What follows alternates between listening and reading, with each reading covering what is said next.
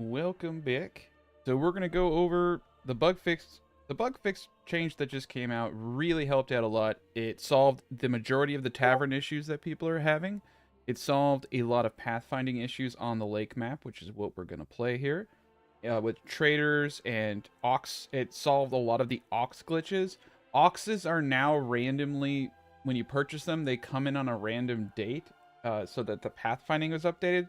There's some weird stuff around, so I'm gonna have to explore that too. Anyway, I had pre-recorded a series and ran into so many of the bugs that were fixed in this patch change. I decided just to go live and just do my new design for you right now while we explore the bug fix patch on the river map.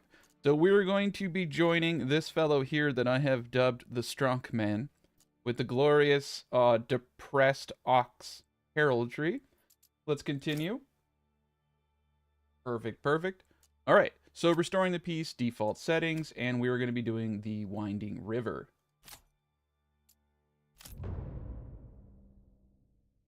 All right. But yes, they fixed so many of the issues we had. When this patch does finally come out, I think I think the game's going to be even more popular than it is now. To be quite honest, the beta patch has been pretty active. So let's pause the game. Let's take in the scope of everything we got. We got a really weird scenario here where the berries are all the way over there. So for this build, you need either your berries or your fish, or right where you're going to go. What I'm going to show you is a perfect 20 plot burger city. We're going to have to start over. We're going to have to make a strong man the second. And he's going to be bald this time. I don't know why. I'm spitballing here. All right. Depressed ox. Away we go. Winding river, default settings. So yeah, that's one problem. Some of these, I've noticed some of the maps now when you're generating that your food supplies are further apart than they used to be. So that is really interesting. And you can see here, we have ourselves another little conundrum. That is the benefit of, doing this stuff and then editing it. So here we go. We have one of the worst rich deposits in the world, which is rich stone. Currently, it's one of the worst. But we have a wonderful, rich trool of fish. And that is great. And we got some meat over here. This is actually a really decent map. It's beautiful.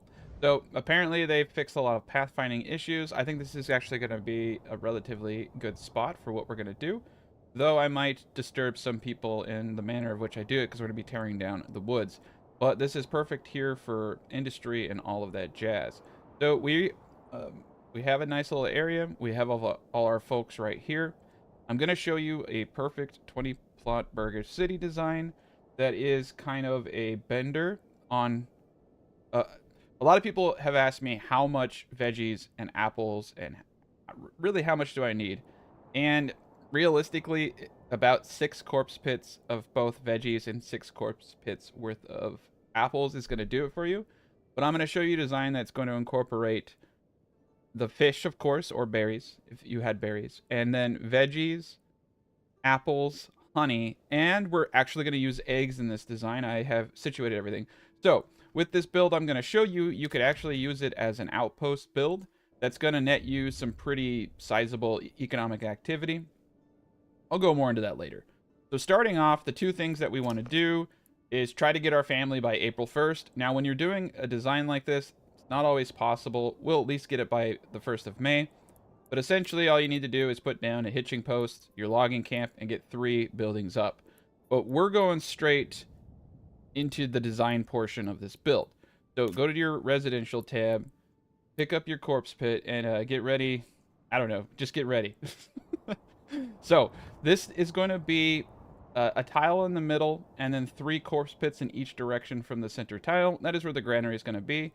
So I'm just going to kind of eyeball this and say that this is a decent center point, top point. I like to start at the top and make sure that you have enough room to go side to side. So this is going to be the start of the design right here. Also make sure you pause the game or you will cry. I don't know. You might not cry. You might have normal reactions to disappointment, but if you don't, then yeah, you'll cry. And then what we want is a road-like spacing between this corpse pit and these 3 here. This is the center point. It's the foundation of all of our roads. Don't be afraid to be liberal with your roads. I don't know why I had such a dramatic pause Yeah. Don't be liberal. I don't know. But yeah, don't be afraid. It's better to be liberal than conservative. I'm not making political statements. I'm just going to talk about design here. So yeah, just like that. So you see how I'm giving myself that little bit of spacing. So this is, I'm calling this the Drunken Bender Outpost. I don't have a good name for it. It looks kind of like a flower when you're done. So this is the formation that you need. Then you're going to do a glorious thing. You're going to take this point down to this point here, and you're just going to snap your points. Like so. I am killing a lot of trees, which I know is an outrageous thing to do, but luckily we are blessed with many trees. There we go. So now we have the foundation of the design. We no longer need these corpse pits. It's a beautiful day. Everyone in the world loves us. Peace will be within like 1 or 2 years. World peace. Yeah, we're just fantastic. Okay. So now that we have the template for the outpost done, we are going to get up angled benders. So instead of doing a full 6 corpse pit bender, you're just going to take the basic principle and do a angled bender like such. Okay. And yeah, you want to make sure that this is about 2.5 corpse pit, and I'll tell you why in a second. Because you're going to be placing houses, and you're also going to be placing a few other buildings in this way. This road here, we're just going to connect it straight up. Because I just want to get that done. That's a good spot. Cool. So just go ahead and do your individual angled benders. And the reason for this is because we're going to have a granary centered here. So these houses will be within very easy walking distance of that granary, which is very, very efficient for when they're trying to collect a lot of stuff. And then the houses will be in these little spots here, and we will be doing eggs. And it is actually very, very efficient. All right, so you do not need a rich fish. You do not need a rich berry for this to work. I, fortunately, do have rich fish, and I'm going to utilize this for trade. Now, when you come into a map, you're going to want to look at your rich resources, and you're going to base your trade around that. So, pretty easy. All right, cool. So now all we're going to do is go back to kindergarten here and trace out our squares. I don't know if they trace squares in kindergarten. They probably just like take naps. I don't know what kids do these days. I think when I was 5, I don't even remember what we did when I was 5. But it wasn't it probably wasn't this. So, all right. I guess we're going back to maybe like the 5th grade then. Cool. So now we have the bender plots hashed out for our design, which we're going to be utilizing very quickly here. But yes, they fixed an enormous amount of pathfinding if you're just tuning in. An enormous amount of pathfinding in the lakes. The biggest thing they fixed in the lake was the trade issues. So some people are saying trade posts weren't working for them, yada yada. So they have addressed a lot of that. The one thing that's going to be different is what I'm reading is that when you order your second ox, it doesn't come in immediately. It comes in like at a random date, and that so some of us were having issues where the ox was getting stuck on pathfinding, and so they have some weird thing, and I have to read more into it, but oxes aren't gonna react the same. So this is it. This is actually the whole basis of the design. So granary in the center, and we're gonna go down the line. So we're gonna be putting 8 apiaries, 2 on each side of the granary, but you can use the hunting camp as a placeholder. Turn off snap to road because it's just kind of a drag, and just try to get this as close as possible. These are slightly bigger than the apiary, so this gives you a very liberal basis of so you can place your houses around it, and you don't have to rush into getting apiaries, and you don't have to and you can still expand, modify your design. So the total of this is going to be 16 double burgage plots and 4 single or 4 double burgage plots, which will be dedicated to an industrial zone. You need booze, you need booze, yes, yeah, you need a lot of booze. Now, we're actually not going to be doing bread in this build. You can do that if you would like to, but what I want to show you is how to build an outpost that can get 5 food types with very little effort. So, okay, so on these hunting camps, make sure you're pausing them so that they don't construct. But now we have all of our placeholders. We have everything we need. And most likely, let me see what's going on here. We have a lot of wood to the north, and we have a lot of wood south of us. So we can put our industry sector anywhere that we desire. The fish are close enough to the granary that it's not too much of a hassle for it to get there. But this is the basis of the design. Very, very easy to do. The benders are done. So the first thing that we want to do is get a logging camp up. I'm actually going to get the logging camp up here because it's so close. And we're going to attempt, and we're just going to, destroy everything. And then we're going to get our houses up. Now, one of the things I like about benders, I have a lot of fancy designs. So when I've shown you my designs that you cannot do this. Like, you have to have it perfect. The larger the plot size, the more being corner to corner. And again, what corner to corner means is when you zoom out, that you put yourself square with the map corners like that dictates snapping points, and then you would want to build your bender the exact opposite direction. The larger the plots, the harder the snap points, and you actually have to have it lined up corner to corner if you want to get anything greater than 1 Morgan, which is 4 corpse pits, to align really well. But with these, you can get them to work pretty decently. So I have a few methods. So start in a corner. So we're going to start in the corner that we want the house to be. We're going to go 1 point over. We're going to go to any point we can get, and then we're going to try this. And this sucks. This hates me. And that's fine. So you just keep playing around. I have like a couple of methods. So corner to corner to point. This one really doesn't like me. It's going to fight, and I can tell it's going to fight me. So we're going to try a straddle, which is going against what you would normally do and taking a corner there and taking a corner there. And sometimes the straddle works and sometimes it doesn't. But this is what happens when you don't build your cities correctly. You get this.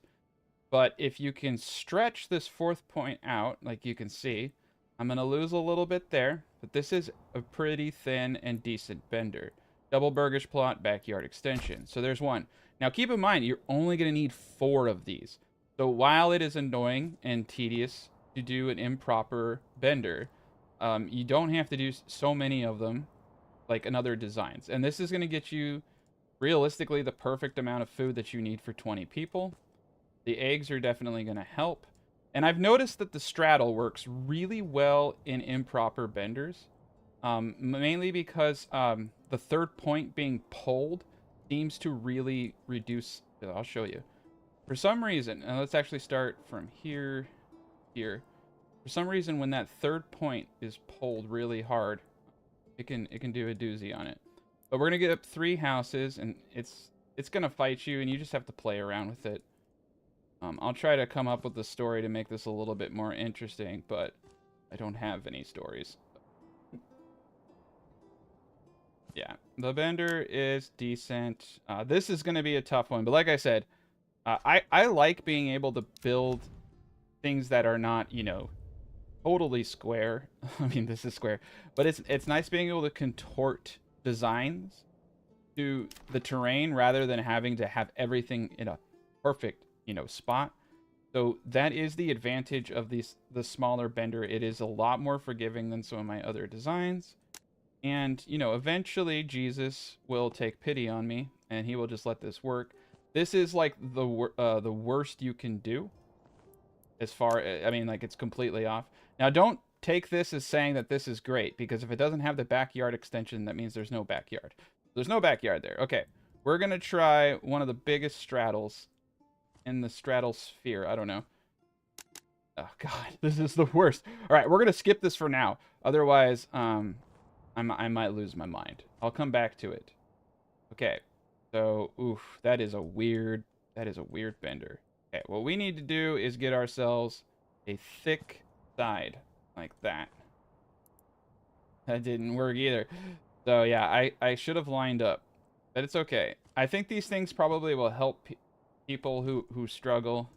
But oof, yeah, there we go. So I think what we're gonna do a straddle here. Get that pulled back. There we go. Okay. All right. This is the most annoying part. I need to, like, pre-write stories that I can tell when I'm doing this boring stuff. This is why editing is nice. I can sit here and scream at God for everything he's done to me. Okay. Well, that's weird. Did we just glitch? Didn't it got rid of one of my okay. There we go. Look at that. That's beautiful. Yeah, see, sometimes when you pull that corner, it pulls it back. That's perfect. That's perfect. Okay. So we're probably not going to get our first person till May, just simply because of how far away everything is here. But yeah, we can pull around with these points. This is, again, one of the worst angles to start anything in, but you can at least do it with the benders. With the Flexo and the Brondo, if those things aren't, like, spot on, I think I spent 20 minutes once trying to get one plot right on a improper Flexo. But yeah. And one thing I've noticed, too, it's actually kind of interesting. I'll just actually show you in the spacing. So, if you can get the third point to be... Let me do this right. You can get that third point to stretch to the side, or even the fourth point. If you stretch stuff like this, you'll even see it creates thinner areas. So, if you can somehow pull that fourth point, or make it feel like that fourth point is pulling more to one side than the other, that seems to get some of the better snap points regardless of how you do things. So, all right. Oh, man. We're going to have a field day today, I can tell already. Yeah, you found it easier, the corpse pit. Yep, that's a good point, too. If you leave the corpse pits, that can help too, instead of the road. But we're gonna get it. We're gonna get it, or I'm gonna set my computer on fire. And then I'm gonna fry. Fuck, I don't care. Okay. This isn't... Yeah, so this is why in a lot of my videos I stress... So yeah, you can see how the fourth point is pulling. Why I stress. There we go, look at that. Because we're pulling on that third and fourth point. We're gonna take the loss, but... I wanted to show you that you can do an improper bender and only slightly lose sleep. So we're going to go to normal speed now. We're going to get... Okay, sorry. And I forgot to do the most important thing. We're going to get our hitching post up first. You can now... Okay, so they fixed it. You can now straight up order an ox without it doing the glitch and then get the second hitching post. And you actually want to do that now because it takes forever for that second ox to get there. So order your ox straight off. Get the hitching post up. That's in the patch and beta patch notes. I know a lot of people were arguing with me about that, how it wasn't a thing, and yes, it was. It was definitely a thing, where on Lake Map especially, and in the beta patch, like, your ox could get lost. So they fixed that. Go ahead and do it. We want to get our logging camp up next. And we got lots of trees around here. And like I said, because we're so far away, we're most likely not going to be able to get all the houses up in time. But that's alright.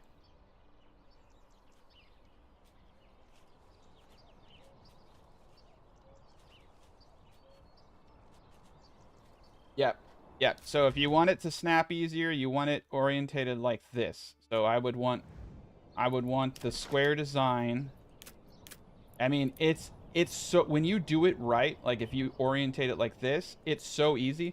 But the thing is that would look, I want it to line up with this. So I want to create designs that you don't have to do that. And the bender really is the only one where you can do that. But when this is done, you'll see it's pretty dope. All right, we're already at 50% somehow, magically. All right, cool. So, yeah, we're just going to let the bread rot. We're going to go for our storehouse before the granary because we want to get the tools off the ground. Construction finish hitching post. Cool, cool. All right, we can hit tab and we can see, we still have the one ox. And sometimes you can even see if the ox is coming. I don't know where he is. He's out there, though. He's out there. Got a trade right there. Perfect, perfect. All right. Logging camps up. We're going to slap 2 individuals in here.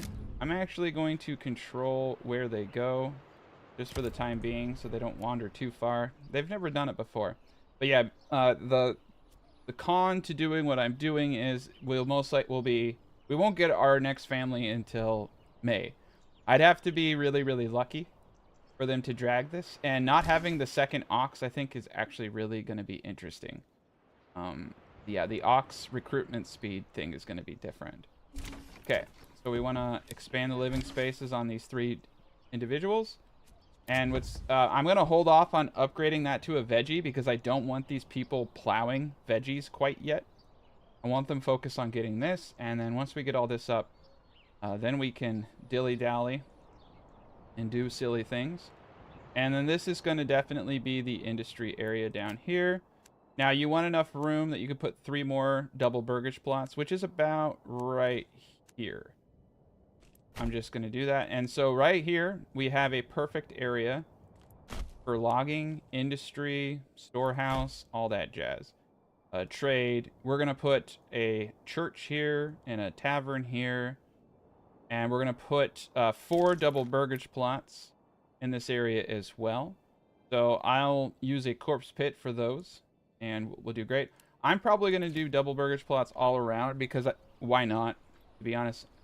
Some people are having issues because I think the families don't work, but I want them for for military reasons. I would probably do individual burgage plots if you're doing this as an outpost and not a main settlement. This is still beta, but it's the beta patch. It's actually a good chance. This is a good sign that hopefully soon this will be the main branch. I did not expect them to do this much patching. This is a pretty substantial patch. A lot of it, I thought I thought this would take months, to be honest, to fix all the pathfinding issues. So if they fix the pathfinding issues on these lakes to a point where they could release it, hopefully this shit comes out like in a month, like, you know, 2 or 4 more weeks. But they spent like what, 4 months on this thing, this patch internally, and so there were a lot of issues, and a lot of people are having problems with taverns. So now taverns, if you have 2 taverns, they'll work together to meet your 100%. Before it was one or the other, and they were stealing alcohol. The granary was stealing alcohol from taverns. So now they have fixed that, so there is potentially no cap. Yeah, see, April 5th, yeah. If you want to get your first person by April 4th, you have to build everything really close. I don't care, to be honest. I showed people how to do it, but I don't necessarily care. I think as long as you're getting your first person by the 1st of May, you're in really good shape. Okay, so we got individuals here. We got individuals there. Perfect. All right, so we have an industry area out here that we're going to use. So I do want to get a church up here. And I do want to get a tavern up here. So we're going to use the Majestic and Mighty corpse pit methodology. We're going to do 3 corpse pits like so. And we're going to do corpse pit here and a corpse pit here. So this corpse pit I'm going to leave for a potential trade post that is close to my granary, close to my storehouse, close to production. We got a spot for a church. We got a spot for a tavern. And right here is going to be our storehouse. Probably 2 of them. Yeah, we can fit 2 in here easy. Cool. So we're going to put 2 storehouses there. These 2 right here are going to be for our Fletcher and any kind of burgage plots that we want. Be liberal with these 2. If you're too conservative, you can screw up the burgage plots.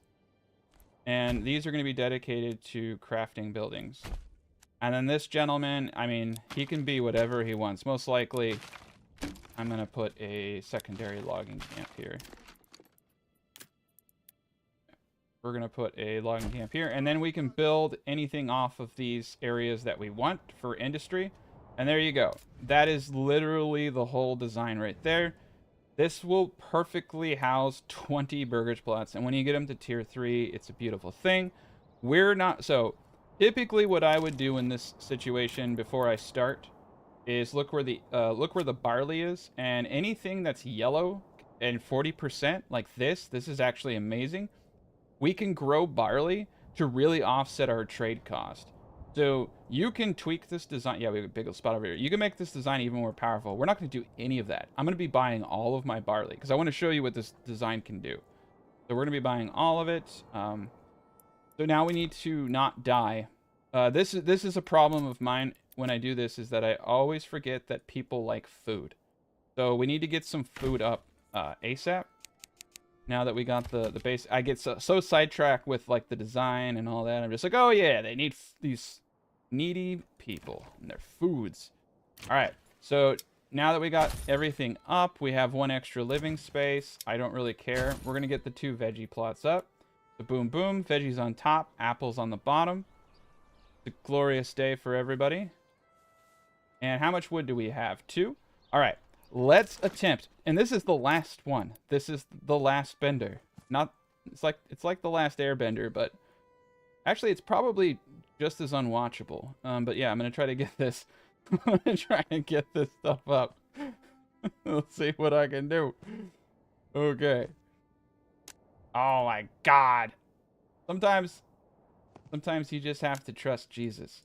You have to let Jesus into your heart, and then if you make a perfect bender, then you know it's true. I don't know where I'm going with it, but all right. See, usually I can get the 4th point up here and still have this filled in, and that's what creates that awesome snap. I think actually what we are seeing here is that a straddle will potentially work. Oh my God. Okay, let's try a different straddle. And you know what? When one direction doesn't work, go the other direction and see what you can do. But usually you need to get the 3rd point there for this to work.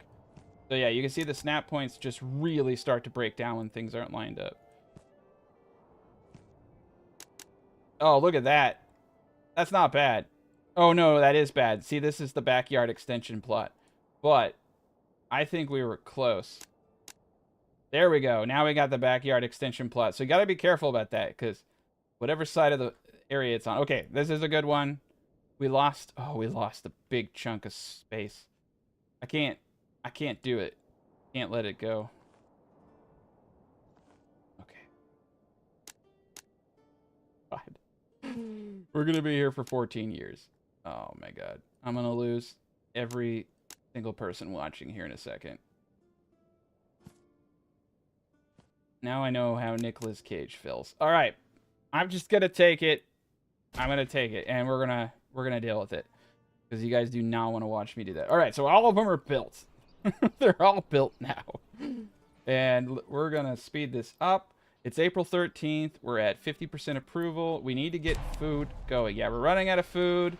The peasants are going, yeah. So I want to explain something. If you haven't seen my food guide, it's only got like 6,000 views, but I worked with the alpha testers to tell you guys exactly how food works. If there is not food in the granary, if there's not food in the marketplace, food will be equally eaten from the pantries of production buildings. So we technically don't even need a granary. We just need food in a pantry in order for people to not starve. At least that's how it's supposed to work. We shall see if people start starving. All right, we'll get the storehouse up. Oop, I should have paused that corpse pit. There we go. But yes, the base designs are all right here, and I like it. It looks really nice from above, and it looks even nicer when it's fully built. But this is gonna house somewhere like about 250 people once everything is tier 3.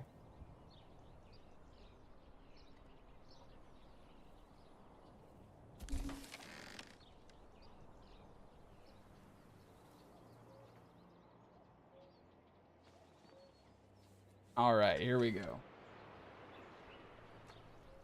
Summer's coming soon. Okay, so we got fish coming in. I'm just gonna do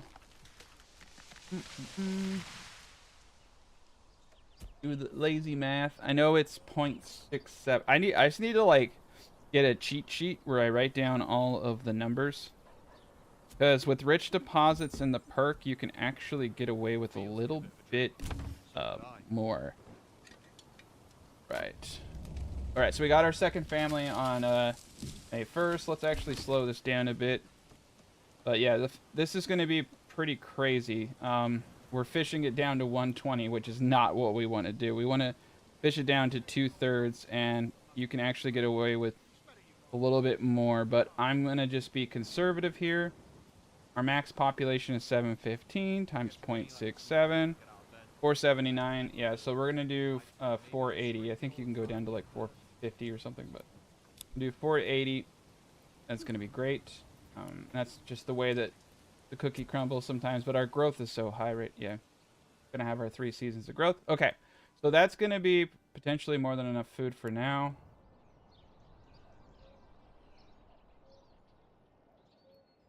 Perfect. Okay, I feel like everything's going slow motion.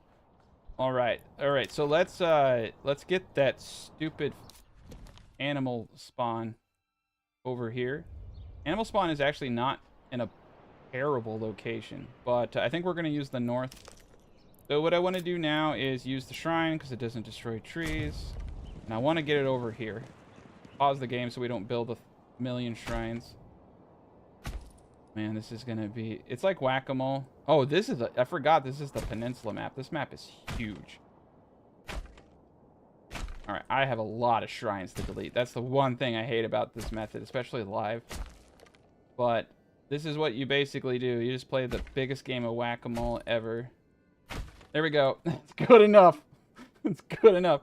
And then you hit the tab tool, and then you come ahead and delete all of these guys. But, the easiest way to do it without, like, you know, making Smokey the Bear cry, because you've just... The forest can't burn down if it doesn't exist, Smokey. Like, you can't have a fire if you don't have a forest, you know what I mean? Smokey the Bear's got it wrong. I mean, I guess he's got it right, because he said only I can prevent forest fires, so I'm doing my part. Oh my god, how many whack-a-moles did I do? Part of me just wants to let them build these things, just so there's like random shrines out in the woods. But yeah, this is the most exciting gameplay ever. Alright, tab, tab, tab. Alright, we got everything. Everything's cleaned up. We got our animals right where we want it. And so that's actually a pretty beautiful spot because it's away from people. So I don't have to worry about putting circles or anything. So we're going to get a hunting camp. Hold on a second. I'm actually going to get the hunting camp up here so that it's a straight path down. Usually better to keep your hunting camp close as possible. But because we're going to... This is a normal deposit. We're going to hunt it down so fast. I actually rather it be here so that the granary worker is not running out all the way over there. So, yeah. If it were a rich deposit, I would have it closer. But because it's not, I'm not going to. All right. So everybody's having the time of their life. I'm going to pump this logging camp down to 1. We're going to put an individual there. We're going to put an individual into storehouse. We're going to get the granary up now. You could place it anywhere that you would like. I'm going to place mine here. If you're lucky, you'll be able to line your well up. Oh, I was lucky with the design. Perfect. And we should only need 6 market stalls here. So let me get my handy dandy market stall tool up. And yeah, you can fit 16, which is way more than you'll ever need. I'm going to do this so I have room for a pack station if I ever feel like it. 9 is far more than enough. I only need 1 per food type that will be needed, which is 4. We're not going over 20 burgage plots. So in the storehouse, we also want to have at least 3 stall spaces. 1 for fuel and 1 for each tier of clothing, tier 1 and tier 2. So 3 is good enough. Let's actually make this not so stupid. Yeah, getting rid of the snap point tool is actually very much encouraged when you're doing this stuff. Okay, so that's 3. That's exactly how many we need. Perfect. So I'm going to put a road like such. We have our individual here. In the marketplace, what we want to do is disallow all food. Sometimes just pulling this dude out and putting him back in is enough to get the market still to snap into play. And away we go. And up here, we just want to make sure that we're saying don't use crafting material. And then this gentleman down here will take care of all clothing and fuel needs. Boom, boom, boom. Yeah, we're running a fuel. We don't care about fuel. It's not close to winter yet. We'll get that up in a second. All right. So the main thing is that, yeah, people dying is not good. So we're going to increase fish. We're going to go into hunting. Let's get some food coming in. I'm going to leave the logging camp just for now because I don't want them having to do a bunch of weird stuff. We'll pull the hitching post down here in a bit, but I'm just going to leave things as they are.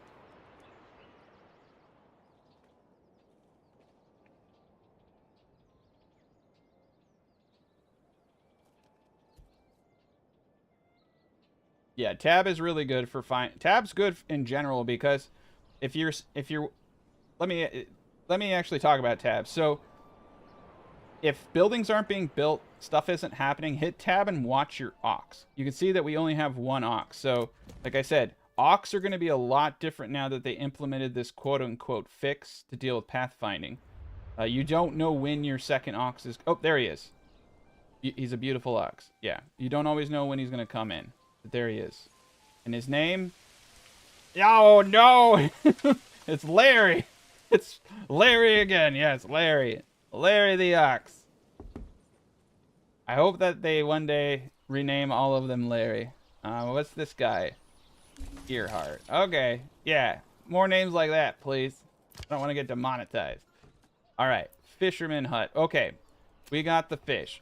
I'm going to get rid of the two people ahead in there. Once this granary's up, we're in good shape. We got ourselves another family. We need to get another house up immediately, or just expand this living space. So, I actually want to get my... this is going to be a little counterintuitive, but if you build your industry buildings last, what tends to happen is they're the last ones to get a family to move in, and this caused me a lot of heartache. So yes, we're going to do double burgage plots here, but we're not going to expand them until later.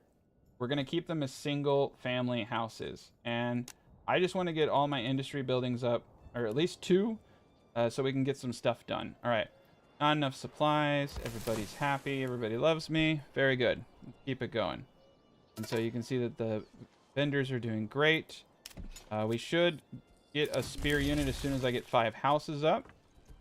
Perfect.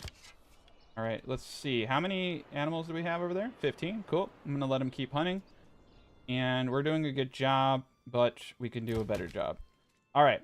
So between the logging camp and storehouse, I definitely want to get into the saw pit. That's a beautiful saw pit location. And I definitely want to get a woodcutter's lodge a little bit away from the logging camp, but within this vicinity. This is actually great over here. So I'm going to put him over there. And I'm just going to preemptively get a... No, I don't have enough goods. We'll get a forester up at another date. All right, cool. So we're going to get those things going. We're doing the Lord's work here. Beautiful. It's a pretty Larry. That's Earhart. They're all Larry to me now. I'm just going to call every ox Larry. They also made it so that the stone well does 50 burgage plots now. I read that in the patch notes. So that's pretty cool. Let's slap a dude into the granary so we can get that approval bonus going. Everybody's doing grand. We still have 6. Once we have no timber in this, I'm going to move it. I'm going to start relocating the hitching post down in this location. Yeah, we can do anything we want. I think this is actually a pretty ideal spot right here. And actually, hitching posts don't cost anything, so really no reason not to have a few of them.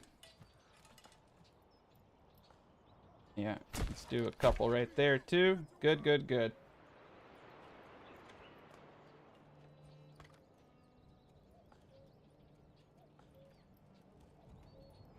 But yeah, this patch fixed a lot of the pathfinding issues that were causing tons of stuff to go.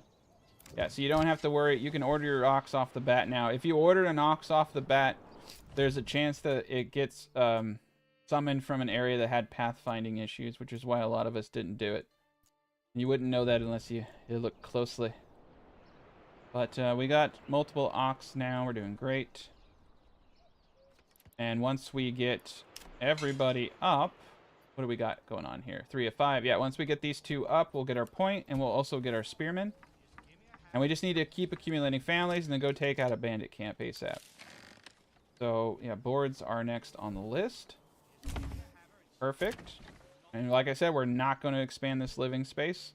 That will be something we do much, much later. But I want to get the families in here so that I can get tier 2 production going. I also want to have available living space. Yeah, and this one's taken forever. We have 2 families building, so you think they go a bit faster. That's alright. We're going to have quite a bit of food. Fish have a fast spoilage rate, so I think I'm going to put 2 individuals in here. And I know, so one thing you can do, like if you want to have more than one person doing anything, this pantry thing is going to be pretty big. The thing I hate about fish though is that their spoilage rate in the pantry is disgustingly high relative to other things. But we're gonna get another fisherman hut, so I have more pantry. I don't really want stuff in the pantry, but that's okay. I really don't. All right, so we have 16 out of 36. We need like 1 or 2 more families, and we're gonna be in ship shape.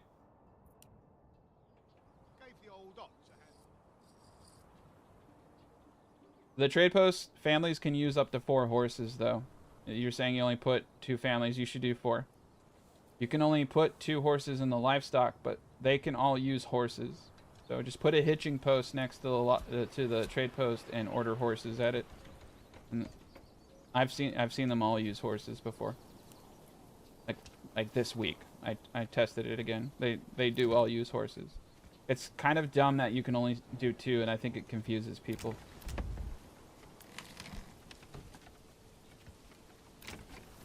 But I only do 1 trade post.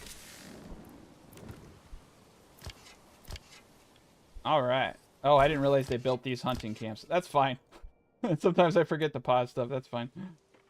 We're just going to destroy them. Alright. Cool, cool.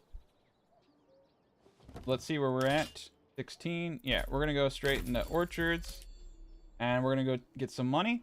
Alright, everything's going hunky-dory. We got 2 logs in there. Okay, cool.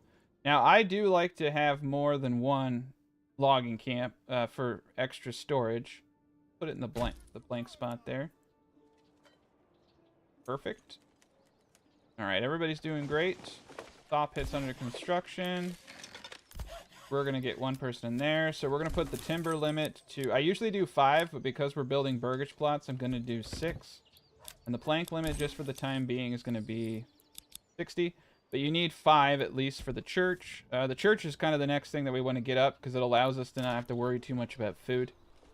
And people they like their Jesus. I don't know what it is. It's not going to do too much for us, but it'll be decent. All right, we have 2 available living facilities. We have multiple fisher huts up. We're getting just enough food. We do need to be kind of concerned about the winter and not having enough... not being able to fish, but our population, it gets kind of overwhelming because your population starts to really grow fast when you have everything dialed in. A little too fast, in fact. So we have 1 available living facility. 5 logs. Let's wait until we have 3. That's why I said put it to 6. So we're going to do 3 double burgage plots right here. This seems to be about the right spot. Yeah. So... you can do snap to road doesn't seem to like me anymore, so I've been having to not use it. So there we go. See, those are singles. So it does a really good job of showing you exactly where the doubles are. But I hate this. This is what I hate. So you have to unsnap from this point. This should work. All right, 3 doubles with backyard extensions. Perfect. So yeah, that's why I use 3 corpse pits instead of 2. With the middle part, just to give you some wiggle room there. Make sure that you're accounting for the fact you just need like a little lip there, and that will do it. All right, cool. And then the apiaries will go right there. All right, let's speed this up. We have free families already being used for guiding oxes. I'm gonna pull him out of here and put him into here. Since his pantry's full, let him fish out of that guy. Multiple pantries are a godsend. All right, we have 10 wild animals left, so we're going to pull this gentleman out. Let's go down here. Let's see where everything's going. They stole my fish. Okay. Put 2 people in the logging camp. We got 1 person there. All right. And I believe we have... oh, we're 1 family away from having 20. We need to get money. Once I get money, then I can get my apples going, which take 4 years now to hit maturity. Oh, there's our first target. And we can get more ox. Ox is life in this game. All right. We've given them enough to do. We've given them enough to ponder.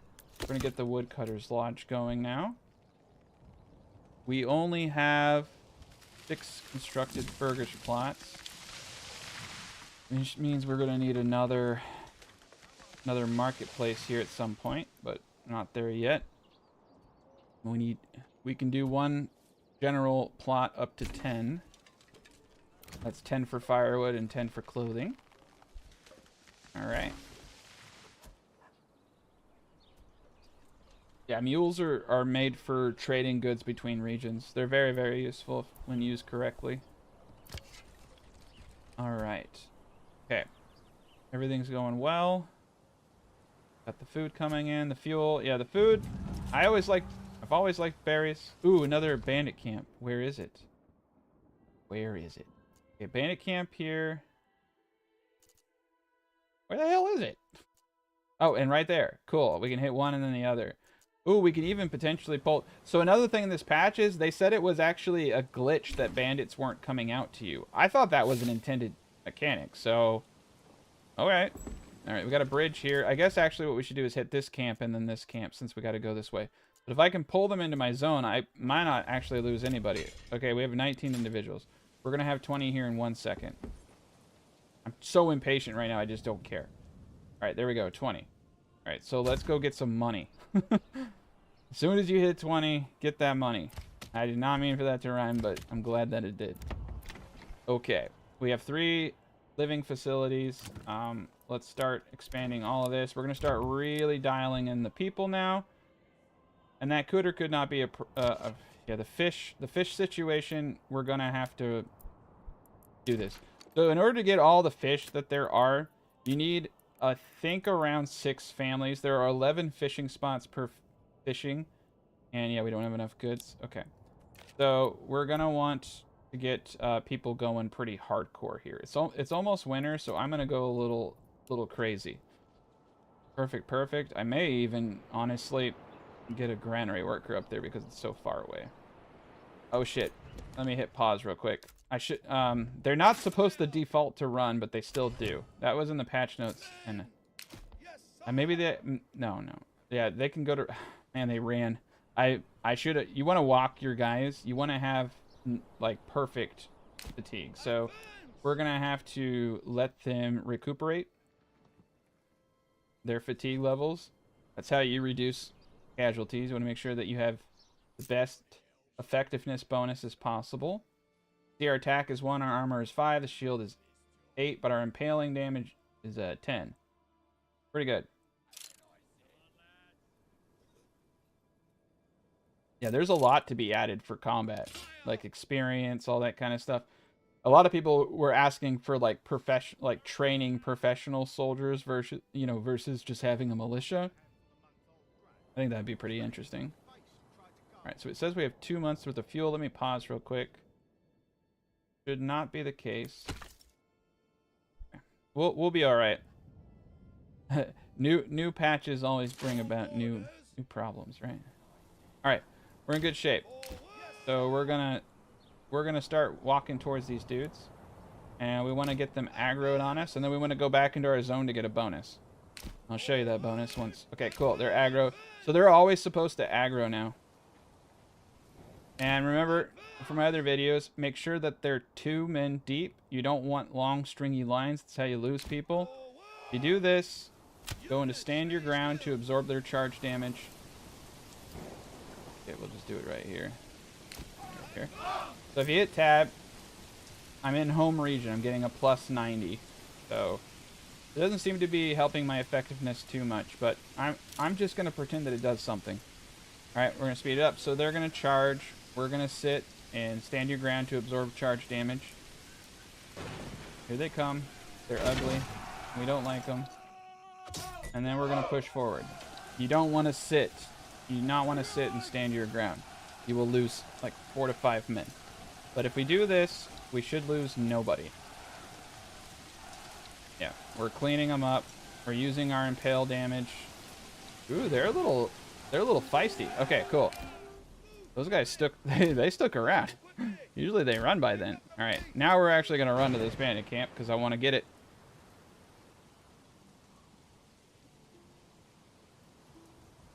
All right, perfection.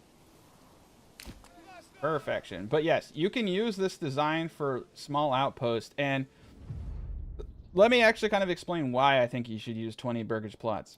This game punishes you. higher your population goes, more people you have, the more they're consuming. You eventually get to a point where you have free families who aren't doing anything. We're going to put this to our nearest town. We have another bandit camp that we can take for the treasury. Had I only had one bandit camp, I would have put that all into the treasury. But, so the fewer people you have, the more resources you have for sale, basically. Like, also the king's tax eventually becomes more than the tax that you gain for families. That's another important reason. So, having a perfect little 20 burgage plot that can import its ale, and because each region you could dial in, you could take a region and say, like, that has deep core mining, for instance, on iron, and you could start pumping out plate mail and helms and selling all of that and making a fortune. And then if you can keep your approval ratings really high, which you can with a small build like this because it's easier to maintain foods, then you can tax them with the manor for 30-40%. Now, this doesn't have too much advantage right now, like, to be honest, because the game's easy.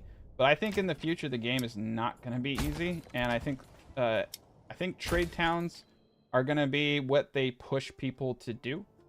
So I think you're going to want to have multiple communities at some point. Let's get this ox up. Let's get this up. Let's take a gander. Pop this guy down to 1. We're doing great. Boom, boom, boom. These guys are going up. We have no available spaces, and we're 1 day away, so we're going to miss a family. I'm actually okay with that because I get to a point where I'm growing so fast, I run out of food. So, okay. Nice. We can retreat across the way right into our own region. We're going to get a negative for being in the woods, though, which I don't like, but that's okay.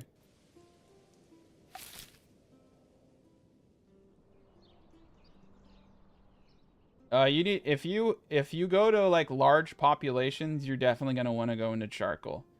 If you're pushing anything over like 1,000 pop, you have to have charcoal. Or you have to have you're probably going to need about 6 woodcutters for that. Okay, cool. So they're coming at me. We're going to fight in the woods, which is not the best, but we'll get the bonus from being in our region. Go to stand your ground, very, very important. We might lose a person because we're not in, we have a negative surrounded by trees, but we have army power balance. Look at our bonuses: experience, in region, army. Yeah, it's nuts. Just stand still and let them come at you. But yeah, they fixed it. Now raiders will come at you all the time. All right, charge is over. Push forward. Now we shouldn't lose anybody. Oh, we lost one person. Ah, whatever. One person's fine. So now we're going to put this money into our treasury, and we can hire a mercenary unit to protect us from future raids. The future raid that's coming. So we're going to put it in our treasury.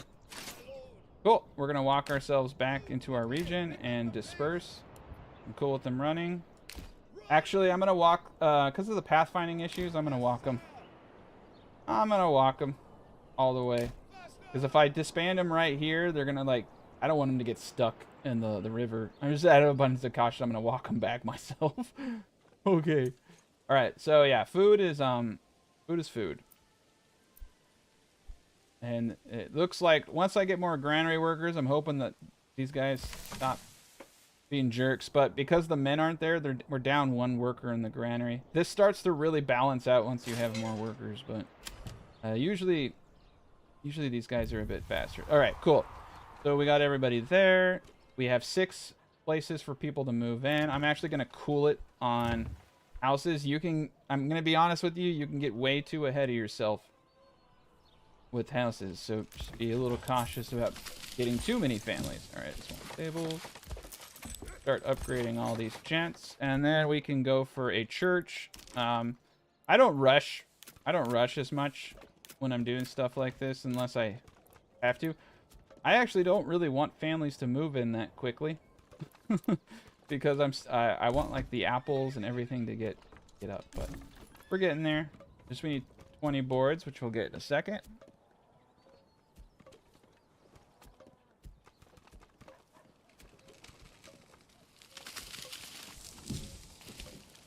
Perfect. Yeah, so this supposedly fixed the majority of issues that we were experiencing in the beta patch.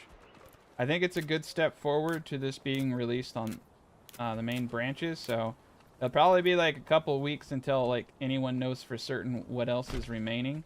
And I don't, and to be honest, I don't know if they're gonna try to add new features or if they're just gonna let it, you know, let what they have be the thing. So we're gonna get up the church. We're gonna get up a trade post. We're gonna get up a manor. So we do need to start getting the stone. And looks like we have, yeah, we have the best stone in the world. I might start selling stone on a map like this.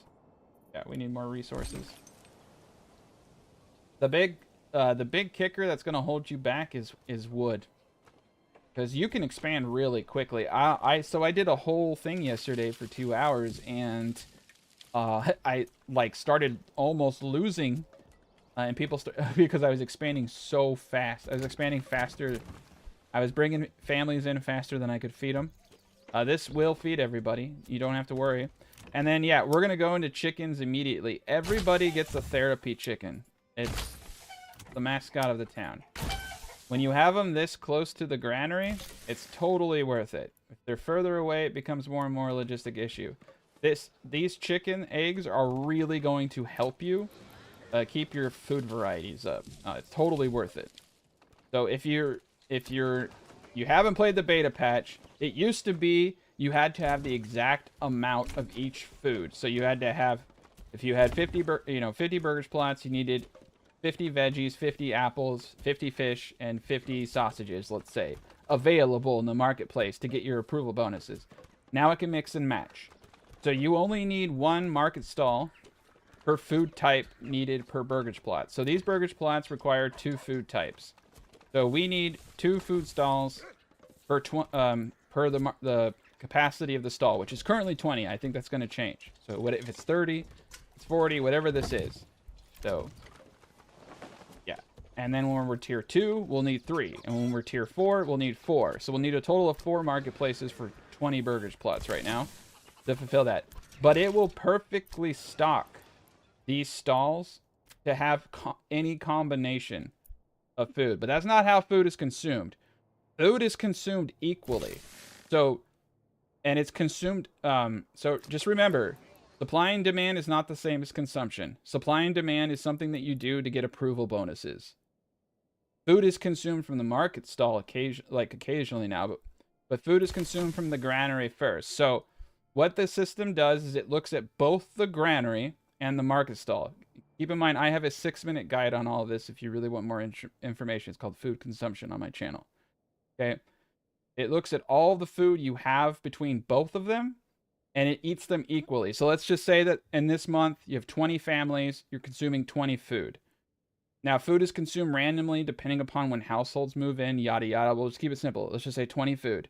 So if you have 4 food types, it's going to say we're going to eat 5 of each of those. And then, once it determines that, it's going to take it from the granary first and then the market stall. So let's say all foods existed in the market stall but 1. And, wait, I should rephrase that. Yeah, you guys get what I'm saying. It's going to eat it from the granary first before the market stall. So say you had 5 meat that was going to be eaten and you had no meat in the granary, then it would take it from the market stall. But if that food item that it's calculating between both of them exists in the granary, it's going to take it from there first, and then it's going to take it from the market stall. And that's what's led to the dramatic reduction in needing to stock food stalls and all of that stuff. And that's what they've done to make this a lot more permanent. So yeah, it used to be that food was only consumed from food stalls, and now it's the second place. If no food exists in the granary, and if no food exists in the food stalls, then it eats food equally between the pantry. But food in the pantry is not taken into consideration in food consumption unless there's nothing here. So when it's looking at all of your food, it's only looking at food stored in the granary and food stall for consumption. So there's literally like 2 calculations. I know it's pretty fucking confusing. I've articulated it a lot better in my guide. It's like 6 minutes. You can watch it. I have examples and I explain it to the best of my ability. But yes, food, like, you don't have to stock food stalls as much as you used to. All right, we're gonna upgrade this to a large granary. Okay, pause.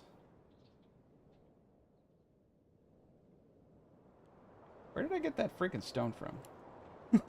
I know I wanted to do a stone thing. All right. Yeah, I spent my entire Sunday figuring out food mechanics and sitting down with alpha testers and making that guide. And not that many people are interested in it, which is really interesting. That's okay. So we can get rid of these hunting camps now. These are where the apiaries are going to go. But it is good to know how food is consumed so that you can better organize your cities. All right, we're going to leave. Oh, shit, I shouldn't have gotten rid of those guys. That's okay. It's okay. I'll leave these guys, though. We'll build this part out last. All right, so let's take a gander at everything we have. We need Jesus.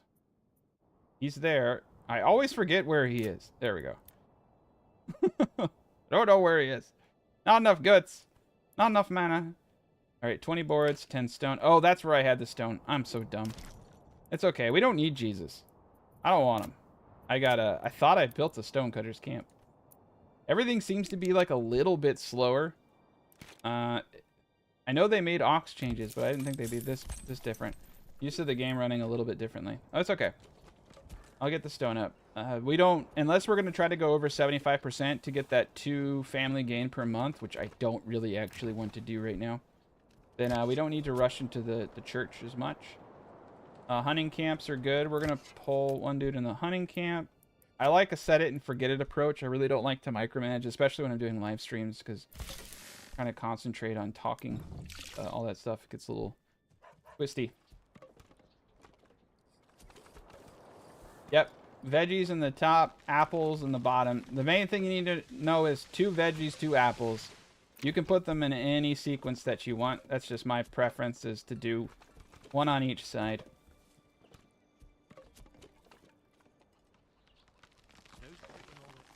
You can do whatever mix-up you want. Just make sure it's 2 and 2. 2 apples, 2 veggies. But yeah, you can do whatever patterns that please you.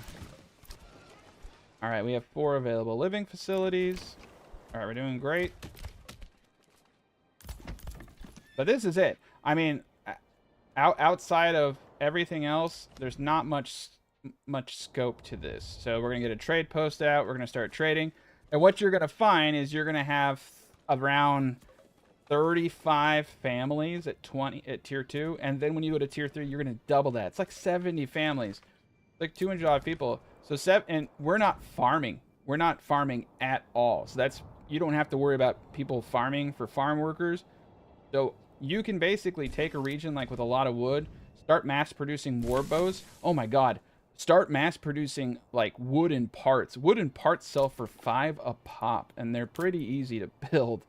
You can sell firewood.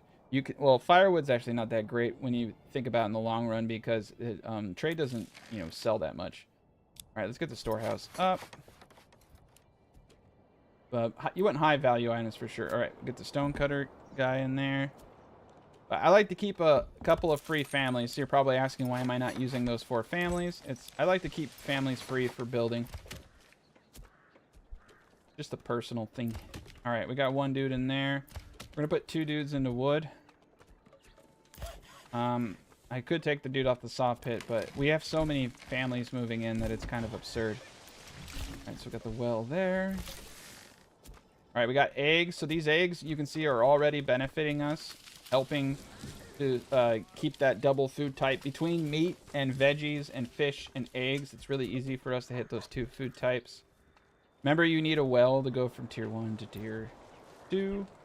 And we need to get the fishing perk so that we can fish during the winter. But we were able to get quite a bit of fish, so that's good. Yeah, planks sell well too. But yeah, you can turn any region into a pretty lucrative trade region with this simple design. But realistically, you don't need to build too big. And if you don't like this design, just take the concepts. The concept is 6 corpse pits worth of veggies and 6 corpse pits worth of apples. Any normal fish or berry deposit. Probably around 12 burgage plots producing eggs and 10 apiaries. And you'll have a ridiculous food supply. You actually don't even probably need the apiaries, but I like them. They make me feel good. And 2, you can sell excess honey. And honey sells for a lot. So, all right, we're gonna get another ox. All right, I think it's time. I think it's time these people found Jesus. We're gonna get Jesus right there. We're gonna get a tavern right here. I'm just doing this area. We're gonna get the malt house right behind the tavern here in a second. We can take a road like such. Put it off like that. What I like about the corpse pit setup for the industry zone is you keep your houses, everything tight. All right, we got a large storehouse. How many burgers plots do we have? All right. Once we go over 10, we're going to need 2 down here. And we may need to start doing 2 for food here in a bit. Still keeping it. Yeah, you're going to need to start a new game. You are going to need to start a new game for the bug fixes to work because they also reworked the cliffs in all of the maps. So the cliffs are supposed to be more defined. You see these new marks that are red? So they actually updated the physical qualities of the map to help with pathfinding. So yes, you will need to start a new map. I forgot to mention that. That was another thing they did is they fixed. So the cliffside map and all that stuff has been updated too. I read through the patch notes a couple times, and so some of the stuff is coming back to me. Luckily, I have a slightly good memory. This guy got so tweaked. We probably lost like 12 apple production from those tweaks. You get 3 for every 3rd tree, and maybe more like 6 then. All right, well, we got the stone. We got it all going on. We got the church. Another good thing about placing your church down here is that it's right next to the storehouse. Jeez Louise, he scared me. I was like, what? What did I do? Yeah, I don't see any painted camps. Okay. Man, I thought we were about to get freaking murked. He's just strolling on in. What a jerk. All right, so this is the way that Sergeant Jerkface is going to come to my town. So yeah, I'll probably want to get a manor. I think I'll probably get my manor up over here. Captain Jerkface seems to like this place a lot. So let's get the manor up so we can start taxing. I'm slow boating though. I'm not too much in a rush on the normal difficulties, so you can take your time. Let's get the stone well up. The stone well will do so yeah, to make the stone well more appealing, it does 50 burgage plots, but I have to be honest, that's not the issue, because you want wells positioned strategically close to where houses are because they have to physically travel there. In my opinion, the stone well should give an approval bonus, even if it were 1. That's what you do to make the stone well worth it, not more burgage plots. I just build another well. They're cheap. You know? They're 1 wood for 15. It's like, I'll just build more of them. But that to me would be a reason to upgrade, is an approval bonus. Honestly, I think the well, your 1 well should have an approval bonus, because it's kind of funny that they don't need water to survive. They just need water to want nicer houses. The logic doesn't, cross. Ever since they put that well there, I've wanted a bigger house. Like, no, they need it to survive. Like, okay. All right, let's get a road down here. And let's also get a forester up. We're going to go through this. So what I like to do is kind of like a crop rotation of logging camps. Let an area kind of get filled out. I think we're going to do logging camps over here. 2 over here, forester. And we'll cut this area up over here, and we'll just kind of switch back and forth. All right, so we have 0 spacing for people to move in. We have 16 families. I'm feeling comfortable. Feeling very comfortable. We just need clothing stalls now. I'm going a little slow on some parts, but just bear with me. So our storehouse is right here. Trade post is going to be there. I'm just going to place this guy right there. Close enough. Let's get a trade post up. 4 logs. All right, let's go crazy. Let's make Smokey cry. Get a bunch of people down here. Get it, do another ox. Sometimes you're saying you're having issues with logging camp. Sometimes reloading does help fix some pathfinding issues. So, but I will say, if you have not started a new game on the new patch, you really should, because it fixed an enormous amount of pathfinding issues. Yeah, we're gonna need multiple. We're gonna need at least 3 fishing per rich. Nah, we're gonna need 4. Get 4 of these bad boys up. All right, the hunting camp is. I'm just gonna leave the dude in the hunting camp for now. Got a lot of boards. We're doing great. One bad thing about having a saw pit with a high plank count. That's why I keep mine around 60. All right, see, the fish are coming in. We're going to start selling the fish. We can get the trade post up now. Here we go. Perfect. Actually, hold on a tick. I think what we're going to do is place... the storehouse is right here, so a lot of the goods we're going to be selling are going to be coming from the storehouse, so we should have it facing down to reduce the time. I like to put my trade post right next to the storehouse. If I sell food, it's also really close, but this will help out. And hopefully we don't have the traders' pathfinding issues, which they said were fixed, are actually indeed fixed. We're going to upgrade this to a large tavern preemptively. More booze, the better. We're going to put a person in the forester hut when we switch out. We're not there yet. We still have a lot of people to press. I'm going to keep him over here. And I'm going to keep him over here. And we're going to keep the woodcutter wherever he wants. But I don't want them coming over here and messing with my woodcutter. And we have 34 months worth of fuel, or with firewood. So that'll be like one of the first things we start selling. So we're just going to straight up start selling firewood. We could buy, I mean, it wouldn't hurt. Anything over 250. Buy the trade route. Buy a horse. Slap a dude in there. Good to keep a stable right next to your trade post if possible. It's going to be... yeah, here we go. Cool. Perfect. I hope he can. I need Jesus to make me beer. I know he can turn water into wine, so he better be able to do more than that.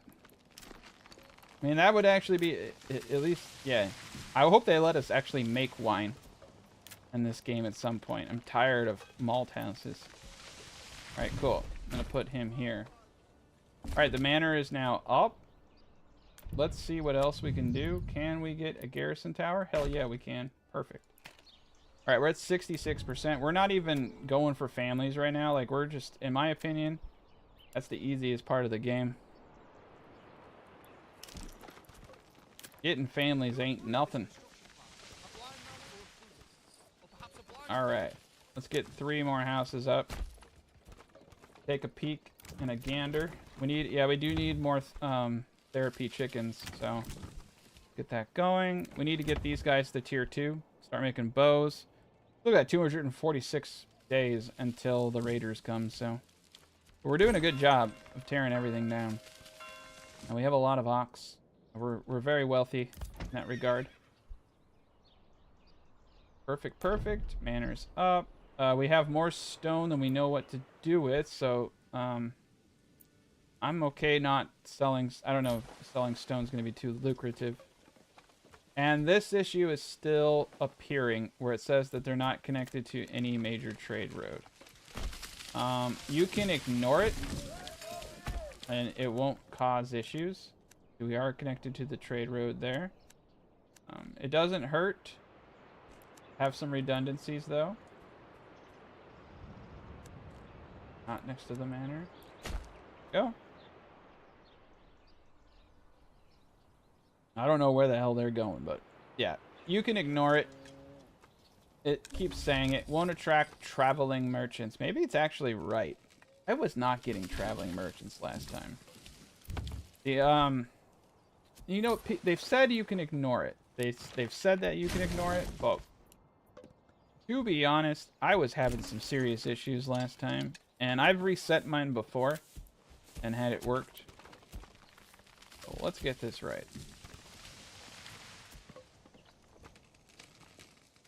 Yeah, we'll face it on a thicker road. I don't know. Sometimes the pathfinding in this game can be so frustrating. People have told me, though, that you don't have to worry about it. And, I mean, I've seen traders come in. But there's a difference between established traders and wandering traders. And that's like the random trade person. So it's like your established trade routes will work. But I do wonder if that the wandering traders are not coming in still. Okay, cool. There we go. Let's get these bad boys up. What day is it? The 5th? All right, cool. If it were close to the end of the month, I'd want to wait. I'd want to have at least 1+1. Cool. We'll get these guys going. We don't need these individuals here anymore. Beautiful day. All right. And I'm pretty sure I got up a tannery, but just didn't put anybody in it. We got lots of materials. 31 hides. Lots of firewood. Lots of fish. Lots of people standing around pretending to work. Oh, that's a trader. So there he is. It's the wandering. Oh, it's the traveling merchant. They lied to me. I guess it does work. Now he's all bummed. That's all right. I kind of think it's funny, actually. A part of me though thinks like maybe the trade post right here would make more sense. So we're gonna modify it. We could put our houses however we want, but you want 4 houses down here. You know, we might put 1 there. It's just like too tight here. I would say that you probably do want a nice even road for your traders to get through. I just didn't like the way he was looking at me, man. Okay. So our clay is all the way over there. We're gonna need that. Stone cutter is... I'm going to let him keep going. We have 65 stone. Okay, he does not need to do that. Pull it out. Perfect. We're doing the Lord's work. What's funny is I'm not doing, like, I could play this game a lot better than I am, but I'm still doing really well. Like, it's kind of overwhelming when you're playing on fast forward mode. Pretty overwhelming, but I mean, I have to get the build going. I can't spend 12 hours on this. Gotta get it done. All right, we can go to tier 2. So I want these individuals down here to go to tier 2 first. I want to make booze and I want to make bows. And actually, where we want the boozening to happen is realistically right here. So we're gonna put our booze house right next to the malt maker, so that he can just go straight to work. Oh, there we go. I think we're gonna do a double. Yeah, we're gonna do another double burgage plot in case I ever want to make more booze than anybody in the world. But you don't. You can still do a double burgage plot and just not expand them. So it's your call. It's actually kind of cool. All right, let's get some therapy chickens. Get that egg count up. Beautiful. All right, so our food is through the roof. A lot of fish. Put a dude in here. Put livestock to horses. Go back to trade. Pause the game. So we want to start selling anything over 250 for our food items, all food items. So we're going to start selling fish. We're going to start selling... Whoa. Yeah. Oh yeah, another thing is they nerfed a lot of heavy hitters. So I kind of wish that they would make this longer. It's just too short. I gotta like scroll through everything. Wooden parts though are like amazing. They sell for 5 a pop. You could say linen's actually not a bad trade item. There's a pretty good, yeah, hide. Just selling straight up hides isn't a bad idea either. There's a lot. Herbs sell for 2 a pop. I haven't really liked herbs too much. Yeah, we're still selling firewood. Dyes aren't really worth it. They're like 1 more than berries. Charcoal's a good one. Iron parts actually might be a good one. I have to look at that. Straight up selling iron parts, not a bad idea. Therapy chickens for all. Alright, let's upgrade the farms next to increase their pantry size. Boom, boom, boom, boom, boom. Perfect. Alright, yeah, we're in super mode, so we want that passive money. Very good. Okay, and we're gonna call this land Bender, just for now, because it's basically a city based on benders. So. This is heavier than it looks. All right, perfect. That's kind of cool. We got a tree in the middle. Got a couple trees. Very good. I never get down on the peasants level though. Okay, so yeah, we're gonna need a lot of families to utilize this fish. Well, actually, where are we? We're at 480. Oh wow, we already. Literally 1 dude got it all. You only need 4 families to get it when they're in season. They're not going to be in season for a bit. Okay, so we got our next settlement level. 2, 2, 2. Alright, so the next thing that I want to do is get trade logistics to lower the cost of routes. We're going to go straight into trade. Apiaries is going to be one of the last things that you do. But it is going to be vitally important. Oof, we are deforesting this place so fast. Alright, so trade is liking it here. It's liking it a lot. Cool. We're gonna get better deals. So I could have gone on the fish. So the next thing we're gonna do is do fishies, and then do beekeeping, and then we're gonna have 1 more point, and we can do whatever we want with it. I wouldn't do it wax. I would never do wax. I have no idea what I'm gonna do with it, to be honest. I might go into charcoal. Making charcoal for trade, not a bad idea. Not a bad idea at all. Beautiful, beautiful. But this is it. This is the design. This will perfectly feed every single person.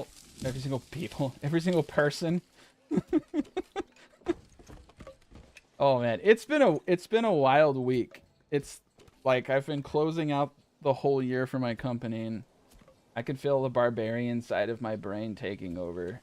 Where I'm just like, smash. We smash things. I lose all diction after a while. My vocabulary just, it morphs into my most primitive, my most primitive knowings. The most basic needs. Okay, let's get up these houses. Beautiful. 37 timber. Okay, so like I said, you gotta be a little careful about going crazy with the houses. Alright, so we want... Sorry. We want... Come on. I hate the snap point. I don't know what they did to it, but it's just all weird. We just want 3 per side. Alright. So you can get the houses up. There's really no right or wrong side of the road. Though I'd love to believe that someone out there believes there is, so... If you think there's a right side of the road, let me know. You could fit a lot more in here if you wanted to, but... Oh, shit. Yeah, I forgot about... Almost messed up. I was like, this looks wrong. Okay. Here we go. Yeah, we're gonna get these houses up. Make sure you leave room for the apiaries. Beautiful. I'm done. Okay. You can be as liberal as you want on these tips. And then, yeah, just tip them off. Sometimes they'll be decent. Sometimes they won't. I'm just going to let that be the tip. But it looks pretty decent from space. The real kicker is, what does it look like from down yonder? This is what it looks like from down yonder. So that's the entry point. The fence on that one got pulled a little weird. But yeah, here's the entry point. All turned around. So you got your little valley of stuff. It's looking good. It's looking like a little town. Let's let it grow a little bit. It's looking a little sad. These peasants are kind of bumming me out. They're making me feel bad about myself. I don't know. I mean, what are they even doing over here? In the rain or snow. What the fuck are they doing over there? What are you doing over there? There's nothing to do over here. Okay, they're getting the burgers plots up. Like, I was like, they look like they're pretending to work. I mean, they're not leveling anything.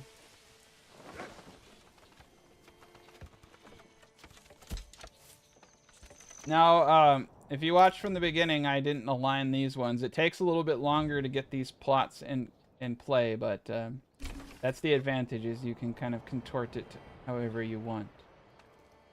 But yeah, everybody having therapy chickens is a huge bonus. Makes them feel good. And I know that all the ox are named Larry, but I don't have chicken names yet. I'll have to work on what to name the chickens. Okay, we're going into November. We have 7 free families, and we really don't have anything to do with any of them. Okay, so the first houses that we have up over here, one's going to be a boyer, and the other is going to be a cobbler. Wow, we lost our tools. They stole my tools. Okay.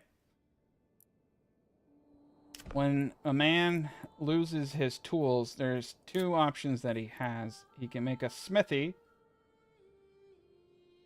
and a bloomery and just straight up buy raw iron ore and then make his own tools, or he can just buy tools. I'm going to go with the lazy option, though what I just described would be the intelligent way to do it to reduce costs. Especially because, well, yeah, if I want to make okay, fine. We'll do it the intelligent way. All right. We do want to make crossbows, and we do want to have a blacksmith. So, intelligent way to do this would be to craft a bloomery. Pretty much anywhere you want. Actually, over here would make a little bit more sense. Let's snap this baby to a road. And a smithy. Get him right there. And then just buy raw iron and set a limit on how much of those iron products you would like to make. This will substantially reduce your import costs, and this will allow me, when I get a blacksmith, to make crossbows and stuff like that. So we're gonna buy a. We could actually not buy a trade route for this because they'll deliver small amounts by foot. I kind of want to buy. I mean, I'm gonna buy it. I don't care. All right, and I want 30 ore at a time. I want piles of it, much as I can get. You may, if they rehaul trade, you may even be able to make a profit importing raw iron and turning it into product. Charles is a really good chicken name, Madman. I do like. Charles is it's refined, and it's almost insulting because the chicken's name is, like, in some ways more respectable than the peasant's name. So it creates, like, an inequality that I find amusing. Like for instance, this man here is named Hans. So who are you going to take advice from? A guy named Hans or a guy named Charles? Like, exactly. The chicken. You're going to listen to the chicken. I don't know. Alright. Let's get rid of these unencamps. Beautiful. We have 8 free living space. Ooh, with the constructed. That was a scary sound. So we're going to limit tools to 10. Put a guy in the bloomery. Put a guy in the smithy. We're going to limit production of this to 20. And that will cap ore. So once we get enough ore, and we get enough of that, everything's good. That should be decent for now.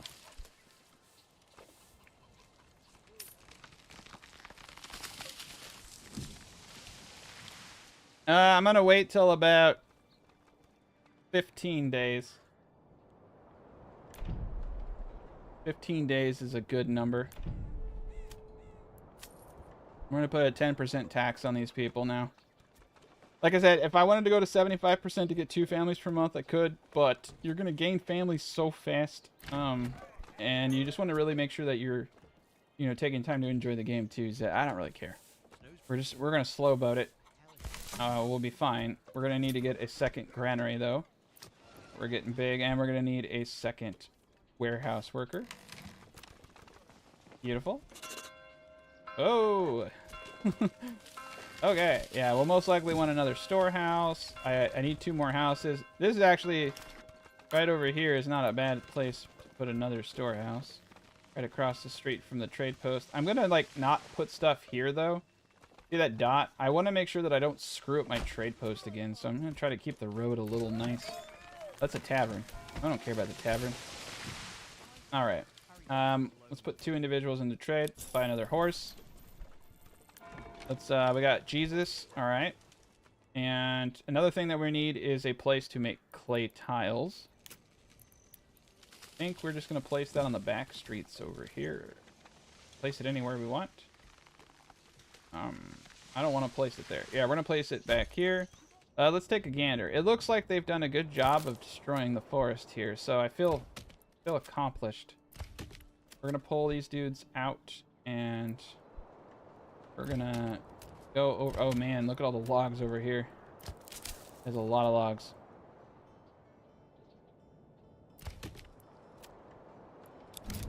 Okay, we did not get this area up. Okay, cool. So they're just going to deforest this whole area here.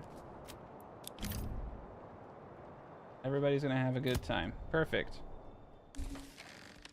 Okay, got one dude in the forester. He's going to replant everything. Our woodcutter has a really good supply over here. And slowly but surely, hopefully, we'll start getting some iron in. We have 11 tools. Why didn't we have tools before? Maybe we did. Okay, whatever. All right, we have. Let's pause for a second. So we have our malt house. Get this burgage plot to 2. That's going to be where the booze is made. We have the boyer shop. Let's get bows being made. Get an archer unit for now. And then, yeah, that's right. We're going for the cobbler. Okay, so we just need a little bit of cash. Yep, this is the 20 burgage plot perfect city design. So we're going to go up to 20 burgage plots, and this thing is going to be a gym. Gonna have like something like 70 families. It's gonna be kind of stupid. It's amazing how people, like, how little you actually need to make a pretty lucrative city.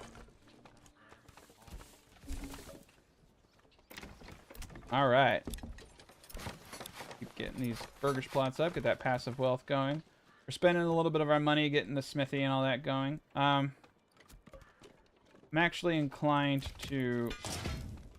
Let me see. Smithy there. Bloomery's at 20. I like that. Tools at 10. Okay. Yeah, tools at 10 is a really good mark for us. We need to get boot production going, though. Pretty much ASAP. Need 10 regional wealth. I wish they would come up with a cooler name than regional wealth. Sounds like a bank. It's not a cool name. Call it like Zippies or something. I don't know. Anything but regional wealth would make me happy. I was calling it another name, but I think that also may be a band name. Or I won't say that name too. YouTube hates me. It's just like, it always finds like one word it doesn't want me to say. Like, you could say terrible, terrible things, but just be really careful about certain specific words that don't really make a whole lot of sense. All right, I should have ordered my dudes. I got sidetracked, but that's okay. Get the boots. I could probably take them. Where are they coming from? I might actually not have to take them if he comes. The Lord might actually save me. Not Jesus. Not like a spiritual kind of saving. This Lord over here has units. And he might come to fight. Is he coming? Shit. Please tell me you're gonna come. Oh, he's got a ways to go. Okay. Well, out of an abundance of caution, we're gonna buy the cheapest unit possible. And hopefully we don't have to pay its social security for the rest of its life. There's a patch where you kept, even after you disband them, you keep getting charged for them. I was assuming it was social security payments. Alright, we want to stand in a clearing, but I think we'll be okay.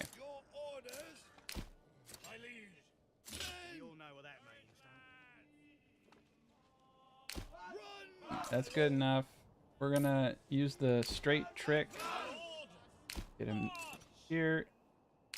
Here, that's right. We want him to be two men deep. Oh boy, this is a thin-looking army. It will get bigger. Oh shit, they're running towards these guys. Cool. It's only 2 of them. We'll be fine.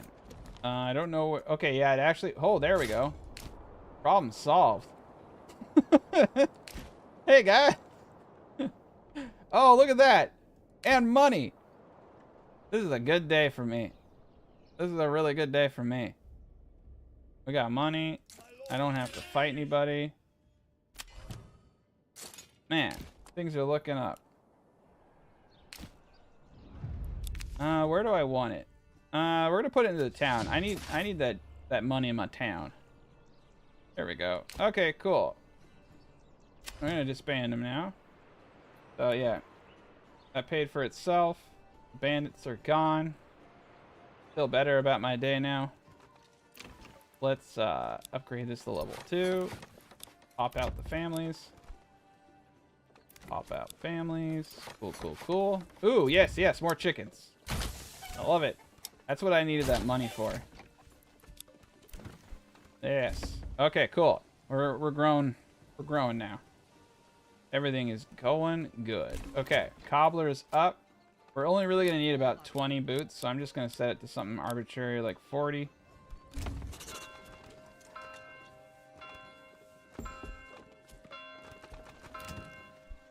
You can do whatever you want. You don't need to though. You can modify this to your heart's desire, but you really don't need to do too much with this. Really easy to set up. You don't even have to take it to its full, like the tier 3, though I would definitely take everything you can to tier 3. Simply because you're getting taxed per family. Okay. Malt house, woodcutter's lodge. 13 months in fuel. Let's put 2 people in the woodcutter's lodge because we're selling firewood right now. Money's going good. Let's get another ox. Cannery's going. Clay furnace. Get the clay furnace going. Upgrade the wooden church. Everybody's doing a good job. Everybody's got therapy chickens. Named Charles. Charles the chicken. Hey, Charles and... Yeah, it's CC. There you go.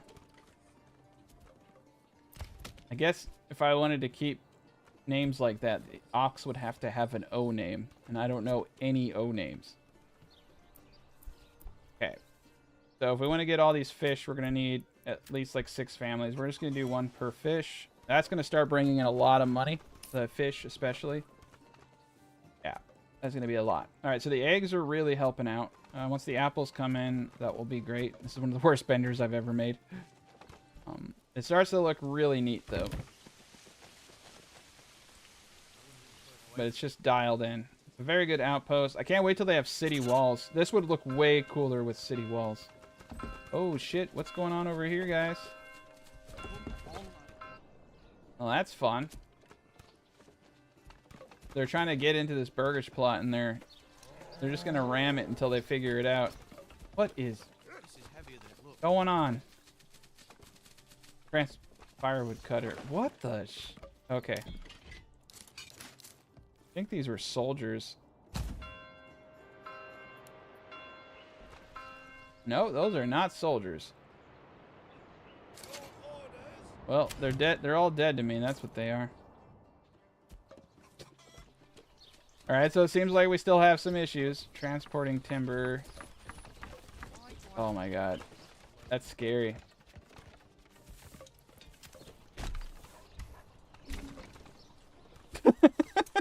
Okay. Okay. They did not like that road. Good to know. That's so weird, dude. But as I said, sometimes you just gotta kind of like take a peek around. All right. All right, we're taxing.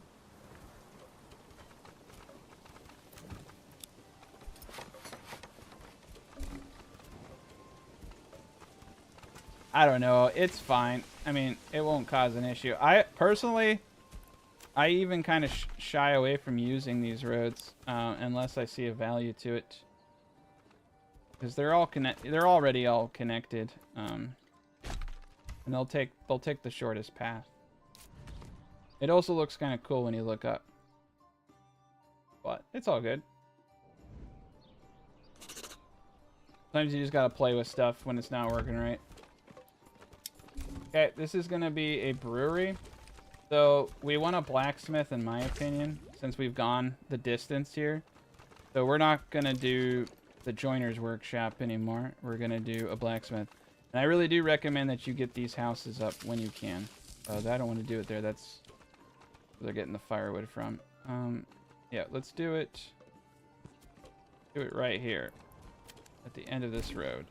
Perfect.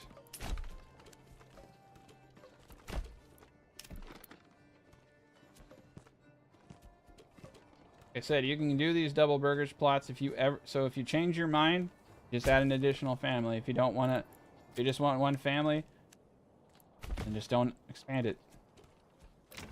Kind of like no reason not to do it, unless it's a space issue. And if you want to add more, go for it. But this is all dialed in for 20 burgers plots right now, unless they up the market stall capacity. But you're not going to need more than 20 burgers plots. You really are not going to need more than this. Kind of, people like to go up to 1,000 pops. Really don't need to. All right, we're doing great. I think we're going to pull everybody out of the iron.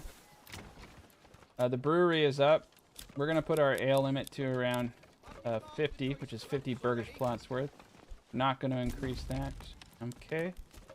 Once we get a bit of an economy, we'll start doing more.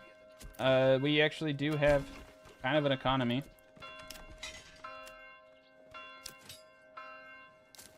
Oh, I guess we should. Yeah, once I get the blacksmith, I'll start doing crossbows. So, Alright. Well, we need the family to move into here. This is another reason why you want to get these up. Is it takes... I built all 20 of these houses and then built my industry buildings, and holy cow, it took years for people to move in. It was bad. So you want to get your industry buildings up as fast as possible so you get families moving in there. Otis? Yeah, Otis the Ox is actually a very ox name. We could call them Otis. I don't know why, but I like Larry though. I think Larry's funny. Okay. Yeah, we're gonna need 3 here for sure. And we need 3 food types, so we're gonna need at least 3 granary workers. Cool. We're in good shape now. We're bringing in the dough. Let's keep adding to our roster over here.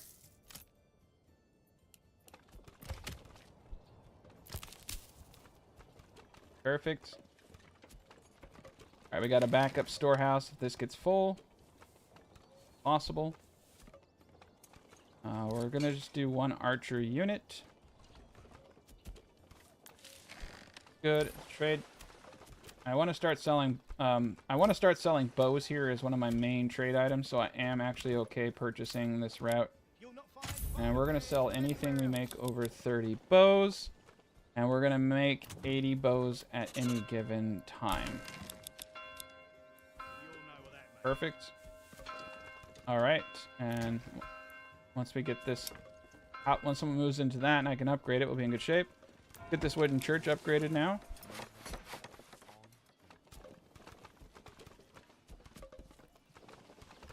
Yeah, I don't think they have Larry. I don't think we'll ever have llamas in this game, though. Those guys just went right by me. Oh, those are my dudes. Cool. Yeah, those are... 2 of them are mine. Let's see. So here is a traveling merchant. Let's see if he travel merchants into my town. Yeah, he is. Cool. They weren't... Yeah, we're good.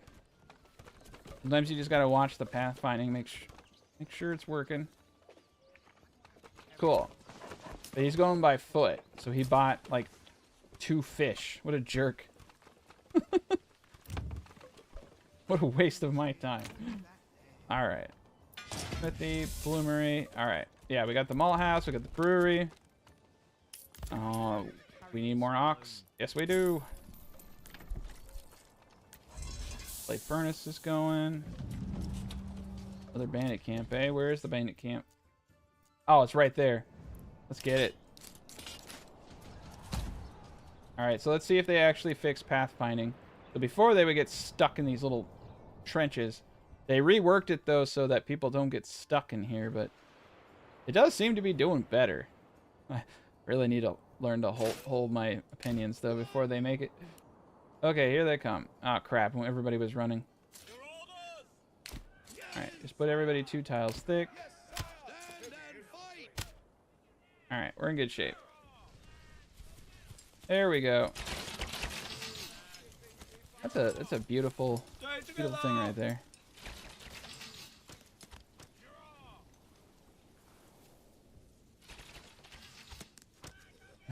Which they don't do a whole lot of damage from the front side.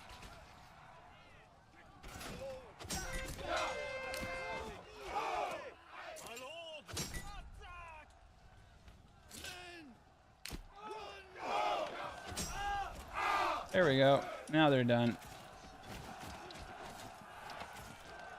They're just gonna cheer. Oh, all right. Easy enough. All right. Yeah, I'm still worried about pathfinding, so I'm gonna send them back, and we're gonna get some money.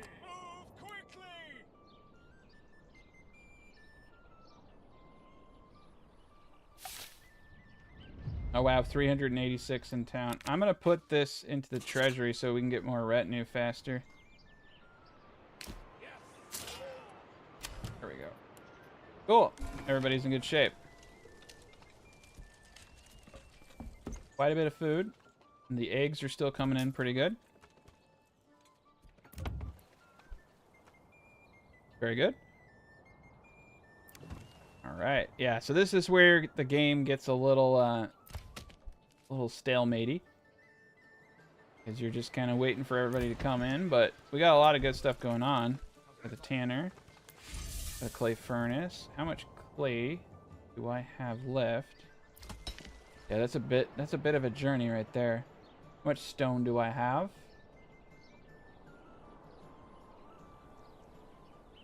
Go. 26 stone. We're going to need more than that. Let's put a guy in the stonecutter camp. We have 6 places people can move in. Again, I'm going to slow down. If you expand too quick, you're going to be waiting so many years until you get someone in that burgage plot for your last building. So try to build these out as fast as possible.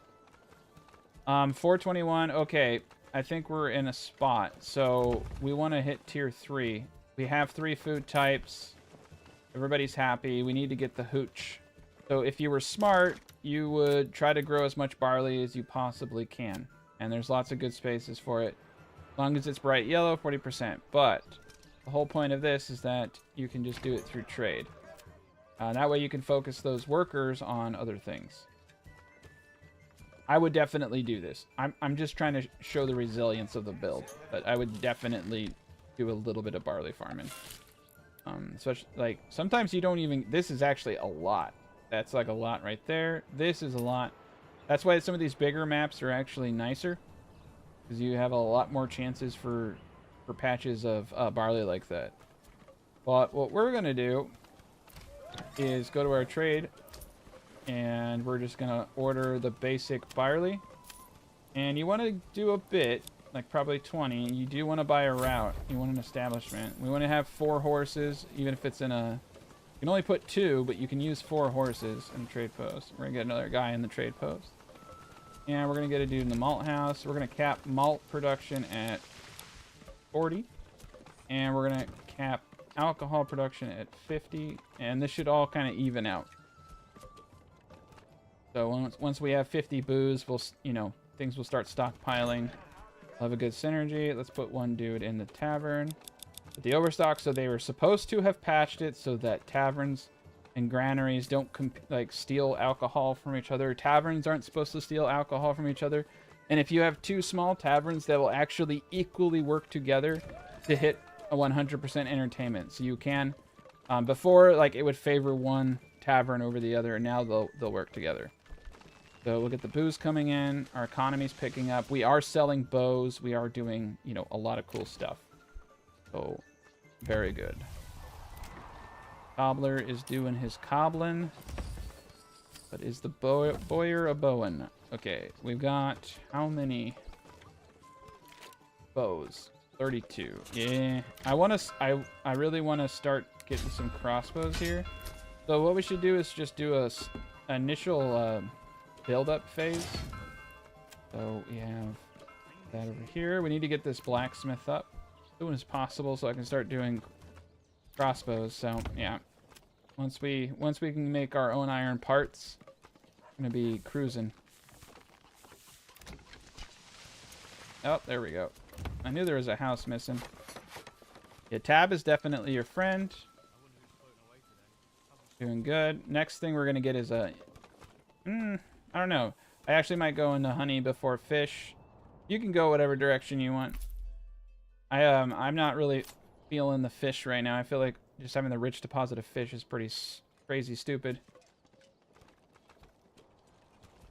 50 booze because alcohol has spoilage rates. And honestly, 50 is probably too extreme. But I'm not going to use more than 20 a month.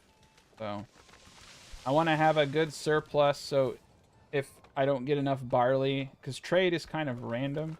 So I do want to produce enough, but I don't want to produce so much that it's spoiling. So I'm producing about a little over 2 months at any given time to account for variances in trade.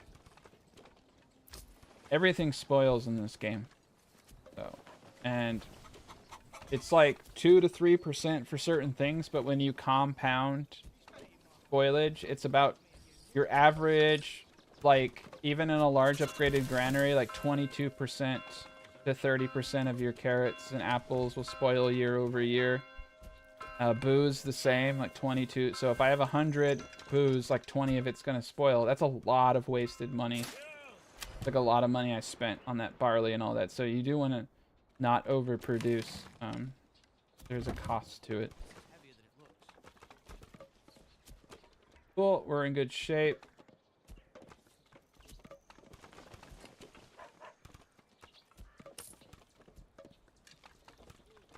Yeah, not everything, not everything translates into economic gain. Like, yeah, for the most part, you're better off just selling things that you're producing. Even with the better deals. But I'm reducing every barley that I purchase by 5, which is a substantial savings when you're doing an economic town build. I like economic town builds, though, because they allow you to hyper-focus in what you're good at.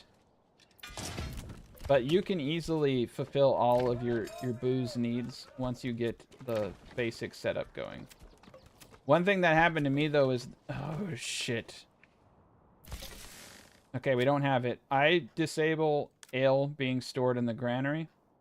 That can cause issues. I don't know if they fixed that, too. But I do disable it. I want it going straight from this house into the tavern. And another reason why I cap it at 50 is because that is the pantry size. But when I upgrade this to tier 3, it's going to be like 150.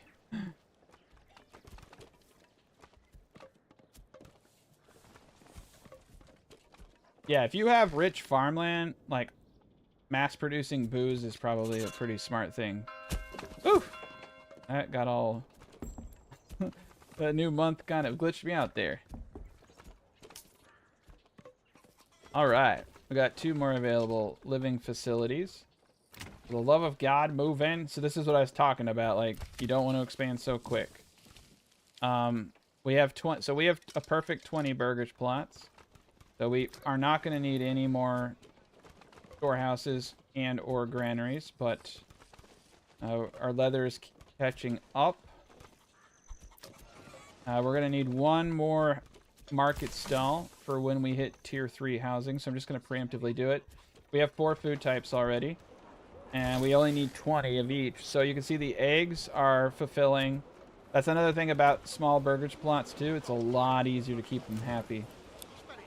And we're at 66%. I got a 10% tax. We're generating decent returns.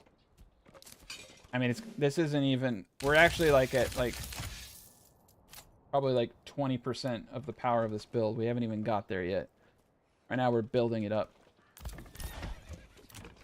But if you had, you can see most of it's just waiting around. So if you had multiple regions, you could have multiples of these going. They're self-sufficient to the point they're not going to die, but you can get multiple of these going at the same time, and you can start getting early game trade.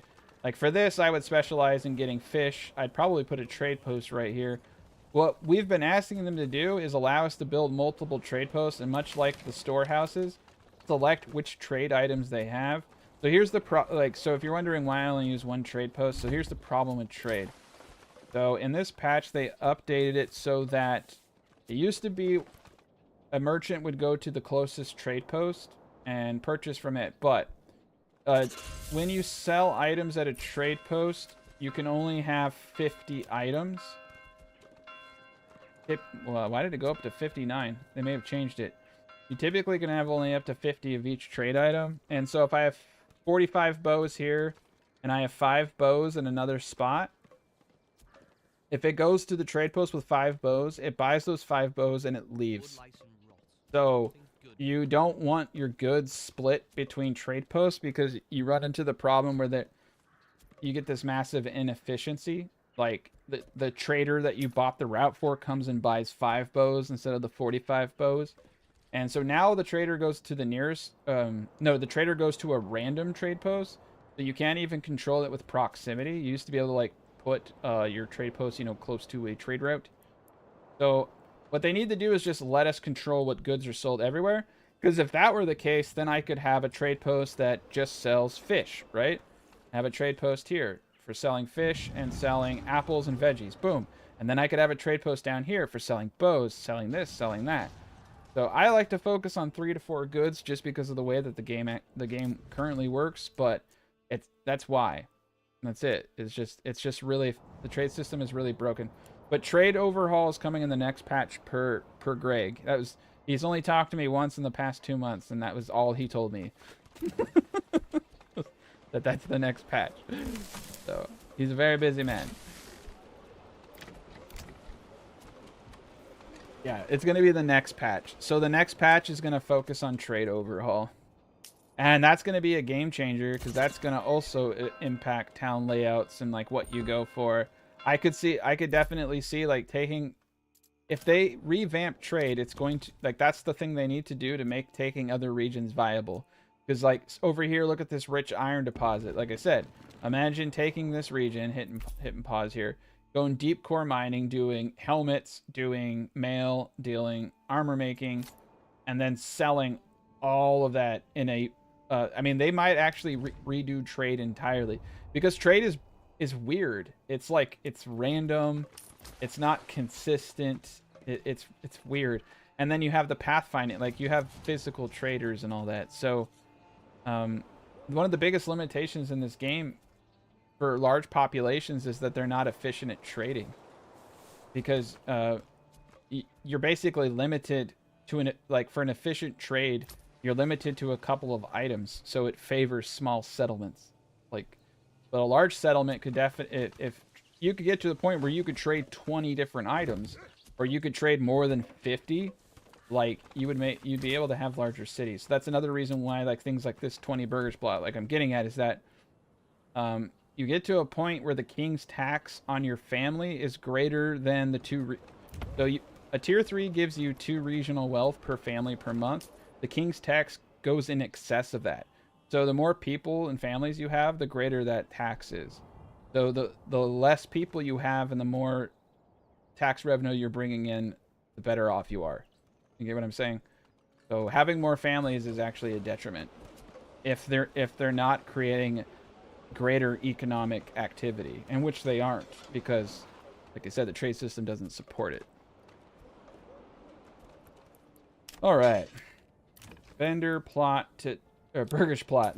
I'm calling everything a vendor plot now. Jeez Louise, getting tired. All right, ox, clay. All right. Well, the clay furnace is done for now. The clay is out. Stone. Oh god, I left that one dude on the stone forever. We probably have like 1 billion stone. Alright, we got 20 barley. So look at that. We got 20 barley. So you can see everything's working the way it should. Got 169 stone.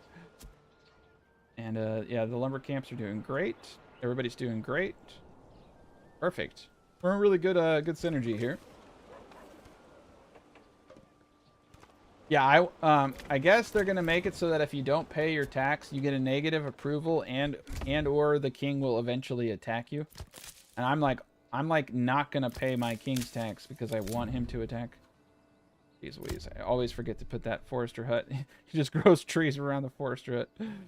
Yeah, I actually want the king to attack me. I'm crazy. All right, he's waiting. What is going on? All right, we got the malt going. We got the barley coming in. We got the boozening should start happening here soon. I notice that there's sometimes issues with this stuff.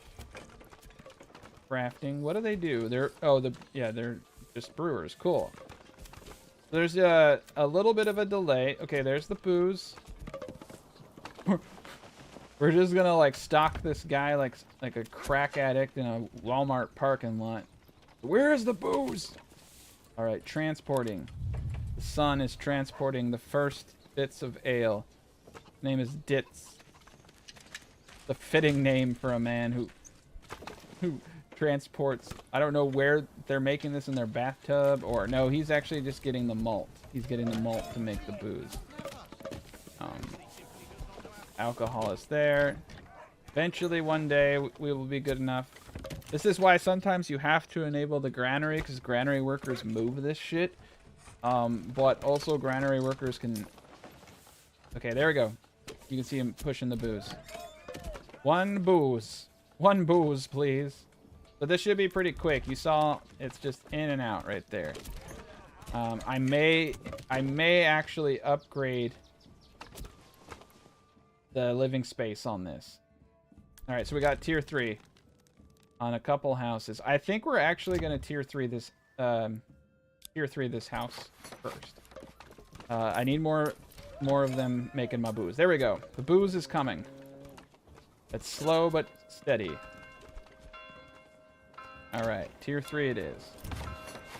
I don't care which houses really go to tier 3. We're gonna have to start importing clay for more clay tiles, but get that extra regional wealth. Boom.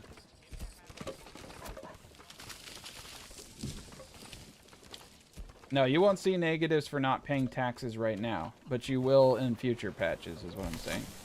Not implemented. All right, and we're storing... Yeah, let's not even store the malt here. It's going to increase its spoilage rate, but let's not store barley. Let's not store malt. Another thing they patched is that excess... when you purchase materials from the trade post, the excess materials are actually moved now. They weren't being moved before. That was annoying. All right. Okay, and this plot's up too, so we're gonna get blacksmith's workshop up there. We're at 672. We're importing alcohol. We're gonna get sufficiently sloshed here momentarily. We have 1 out of 2 families in this house is the problem. We need 2 families in this brewery. All right, we got another point. And we're gonna go into beekeeping. All right, well, I'm gonna segue now. So I can at least, I need to at least do the bee stuff. The beast, I have really fancy terminologies. I know. All right, cool. Bee stuff initiated. 75%. Wow, even with that tax. So I'll boot the tax up to 20%. I don't really want to keep attracting too many families. Isn't that good of a neighborhood. All right, 1 out of 2. Perfect. You have to give it a little bit of time to catch up. It's just kind of the way that it is. We want the malt stored in the malt house. What we run is more families in the brewery. We're going to expand the living space. I actually kind of want 4 families in my brewery. Sometimes you'll note... shit. I may have bugged out my malt. Sometimes if you have something in there and then you disallow it, it gets all wonked. So that's the correct term. The only way to fix it that I've found is destroying the granary. And then the booze will flow. So let's take a peek. How much booze do we actually have in this town? Okay, we don't have a whole lot. You see how it's going 1 and 0? That's not a good sign. That's a sign that the booze has gotten locked. But let's just wait until everything's there. Okay, the booze is in the brewery. So the booze is in the brewery. If you ever have an issue where you have... So I don't know if they fixed it. I don't think they did. So if you have this issue where you see the ale flashing, it means it's glitched out. And what this does is screw everything up. I can fix it.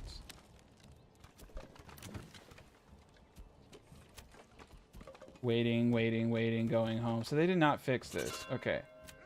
Okay. Well, there's 2 ways to fix this. It's weird, and it doesn't seem to make a whole lot of sense, but destroying the granary will sometimes fix this.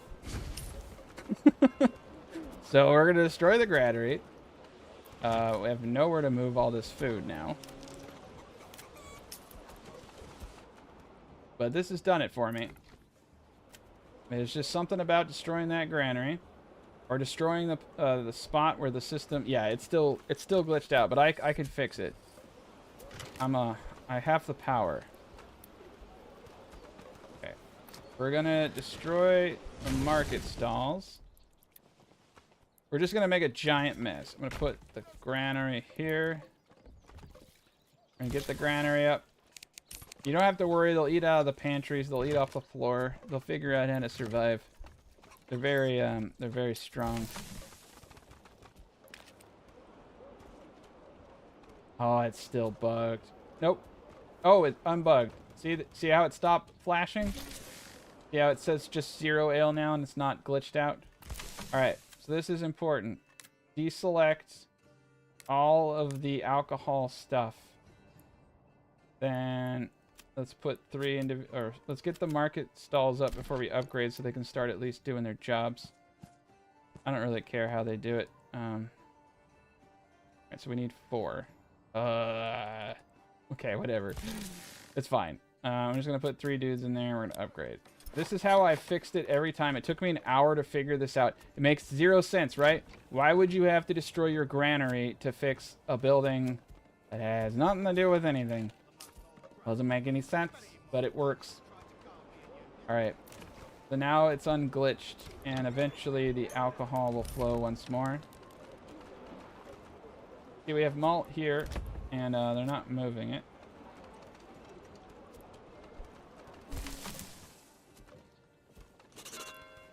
Okay.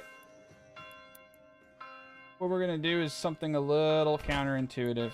I'm also seeing reason to potentially have a granary just specifically for alcohol. Because granary workers, as of the... I wonder if this was their workaround for the patch, was to make it so that you need granaries to facilitate alcohol production, because granary workers are now supposed to move that stuff. But we don't want that up here. Yeah, no, sir. These are the fun things about being a beta test. So it's like, people want this stuff to come out, but it is not ready. Alright. Yeah, these guys are pissing me off is what they're doing. Alright, now they got 1 malt. So the granary workers will, like, kind of give that extra oomph. So what you do with the granary like this is you just turn off market stalls, and you just tell it to basically be a booze pusher. And it will really save you some sanity. You can see we got a lot of stuff to move over there. Perfect. All right. So this can store up to 500. So X out of everything. Booze it up. Booze it up. Booze it up. No stall. One dude. Just as basically a booze assister. Yeah, it's a weird bug. It's just so like for instance, if I took this burgage plot and I upgraded it to a brewery extension, don't ever do that. You want to do a clean building into a brewery extension. Like it confuses the original production type and it doesn't treat it as if it's a brew. Like there are just so many bugs like that in this game. They didn't fix this, so we'll probably see another patch come out. There we go. All right, 4 people there. But I'm going to fix it myself. I'm a fixer. I may have to destroy this this brewery to do it, but at least I can show you how it's done. So yeah, we got the malt, we got the barley. So they're not supposed to, this is not supposed to quote unquote steal anymore from production buildings. So what you would hope to see then is that it's aided in its production of booze. Whether that's the case, whether or not it's hurting, is a whole nother story. Yeah, so you can see that she just walked in. She's walking around, bringing the malt. They're not working, though.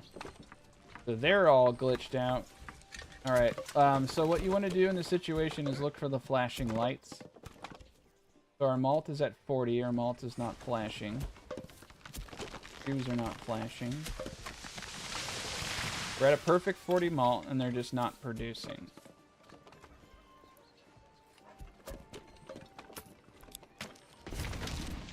There's only one way to solve this problem, and it's to burn it all down. And this has been something that's been really annoying recently. It's hard to get everybody out. They're basically squatters at this point. They're all unemployed. This one malt right here is fucking everything up. And if I take the production limit off, let's set a reserve of 40. Ooh, wait a minute. Yeah, what if we set a reserve? Oh, that's actually a good idea. They're not moving it. Yeah, so this brewery is actually the problem too. So the granary, we'll get rid of the alcohol glitch where it's being transported, but this brewery has to be destroyed. It's going to be fixed. Don't worry. Like, I've actually gotten this stuff to work quite a few times. You just have to play around with it.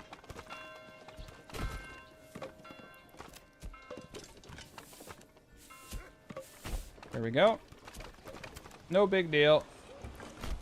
Luckily, that's another reason why I don't expand too much, but yeah, we're doing the Lord's work. Okay, cool. So we have a bunch of families. So while we get this fixed, let's put one family into each of these apiaries to slowly start accumulating honey. We're going to be in good shape. Yeah, so it's either you destroy the granary. The granary worked for me last time, but right now, the brewery is definitely numero uno enemy. And we'll upgrade this large granary here in a sec, but I just want to get all this working. But yeah, granaries are good for pushing alcohol, helping out in that regard. Alright, we already have 3 honey. 7 honey. So honey's starting to accumulate quickly. You can see honey does indeed work if you do 8s.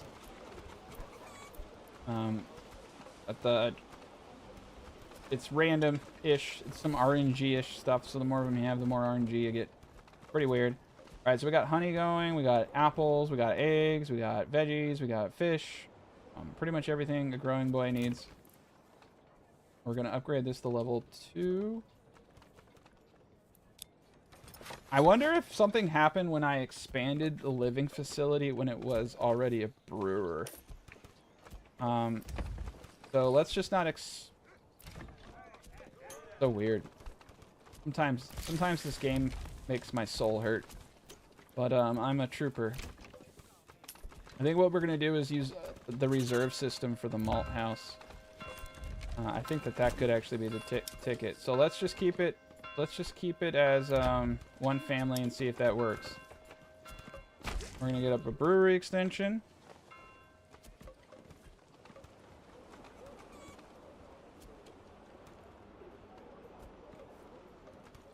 I have fixed my alcohol. I had, so in my last playthrough, it took me an hour to fix it, and I finally did, simply by destroying granaries and brewers. And the next step would be destroying anything at all associated. So if we put a reserve of 40 malt, for instance, let's see if they start doing it.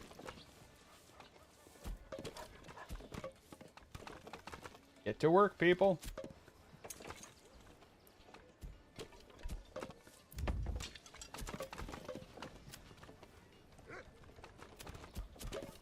Wow.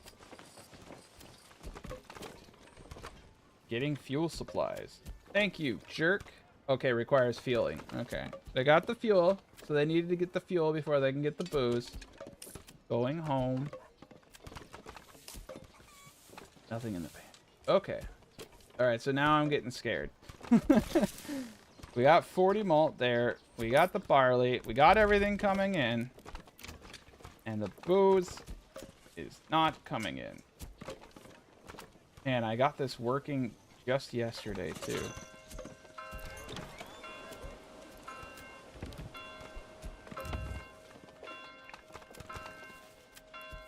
Alright. No reserve of malt. Just let's give them a couple seconds to get their act together.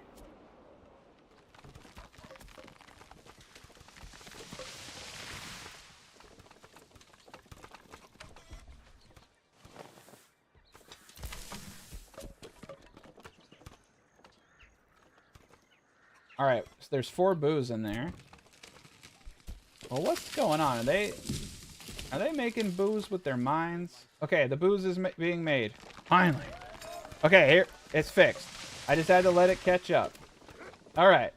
Just had to give it a second to catch up. We fixed it. Fixed it, gents. The booze is flowing. You gotta have some faith. You gotta have some faith in yourself.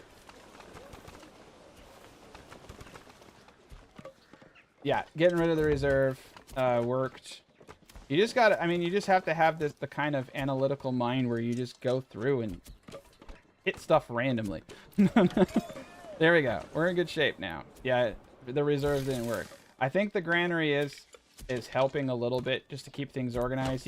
I've gotten it to work without an assistant granary, but I do think because granaries will move ale to taverns, so having this synergy seems to be working. Now we're not producing ale quite fast enough yet, but I'm so tempted to go to tier 3, but I don't want to break it. All right, we're in good shape. Let's let it catch up. So we have a lot of malt. The barley and malt is coming in. Our economic, we're doing good economically. The blacksmith. Oh God, the blacksmith's just been making sidearms this whole time. I meant to do. Oh no. How many sidearms do I have? 10? That's not bad. That's not bad. Okay. All right, so let's start making parts for crossbows. I think we will get a couple archer groups up just to be ready. Okay. And everything is going up. Ale is going fast. So we need more families. So I'm gonna expand the living facility. I think getting rid of the reserve, and I know destroying the granary helped. Sometimes just destroying the granary will do it. Everything's at 100%. So it says max red, but that's because we're exactly 20/20s on fuel and everything. So we're perfect there. 50. So we're taxing 20% right now. Right? Yeah, 20% tax, and we're still at 62%. So we can hire mercenaries. We can do anything we want. And pretty much nobody can stop me now. I don't even need to fight the Lord. I can just send a merc army at him. But that's what I mean. Each one of these towns can just one of these towns can pretty much pay your taxes. As long as you're generating revenue and you're taxing heavy, you're going to be in good shape. Okay. Alcohol production stopped momentarily. Let's see if we broke it. Okay, there it goes again. All right.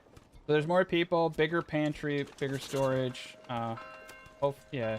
Well, actually, we don't even have more families. That's funny. Okay. And there we go. Alcohol is flowing again.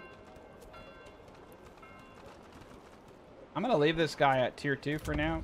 And just let that second family move in. All right, 52%. We just have to let everything catch up. Honey is at 132 now. Apples, eggs are doing good. Let's say well. Doing well. All right, tier 3, these houses here. All right, we're at close to 100% boozening. 80% booze. They just needed me to believe in them. That's how I fixed it, guys. It's not anything that I did. It's just the power of wishful thinking and maybe a couple Hail Marys. That should do it. All right, cool. Everything's going good again. 100% booze. All right, so now we're pumping out booze faster than we're consuming it. I do think the granary is slightly helping, but that's just be anecdotal. Everything's going. All right, cool. We fixed it. I'm glad that didn't take me an hour, because that's how long it took me last night to figure out. But I learned a lot. I learned a lot yesterday, so I'm kind of actually glad. I was going to edit the video from what I made yesterday, but I decided to just do everything live because the patch came out, instead of spending any more time editing it.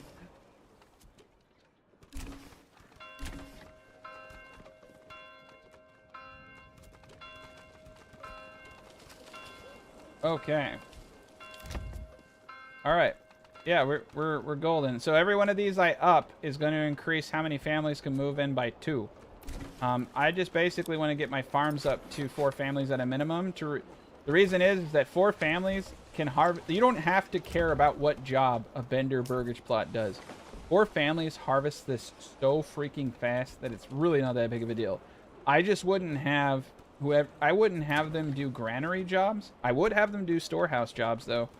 But I wouldn't have them do granary jobs, and I wouldn't have them do farm jobs, and that's it. Simply because of the competition. But you could even get away with them having them do granary jobs. I'm not even looking. So our honey is accumulating very well. Apples are going to start coming in at a good rate. The eggs are offsetting a lot of stuff. You can see fish. We went through quite a bit of fish, so I'll definitely want to up that. Let's go to our trade post. And let's make sure that food items are set to... Oh, okay. Yeah, 250 seems to be too much. Honey. So we're going to sell anything over 300, or otherwise it's just going to spoil anyway. And I will buy routes. I'm probably not going to sell apples because I don't think we're going to produce enough of them. But honey, fish, all good. We're selling just war bows and We're basically selling war bows and fish. Okay, so the taxes are really starting to piss people off now. We need to get our... so here's the problem is we're growing really fast. And we haven't gotten our food situation under control. So we're going to pop this down to 10%. We'll be good. It's the beginning of a new year. All right. But yeah, we're going to get to... Actually, we're going to get to the point where we can't sell food. Because we're going to be, like, perfectly producing just enough food. With spoilage taking into consideration. So we're going to want to sell... boards. Planks, I should say. That's a good one. So I'd say anything over 50 planks we sell. What else can we do? And I think we need roof tiles, don't we? We have 25 roof tiles, so yeah, we got a lot to do. So we need to start importing clay. But this is why I just like buying stuff. I think it just makes the game easier. Okay, and we're just gonna store 20 clay. And let's go turn on our clay guy, and let's just put a roof tile cap of something like 100, and 100 actually seems pretty excessive. So let's just do 90, which is still a lot. All right, boot it up. We don't really need to boot up too many of these. You can see we have 11. Right now, they're just kind of adjusting to their new lifestyle.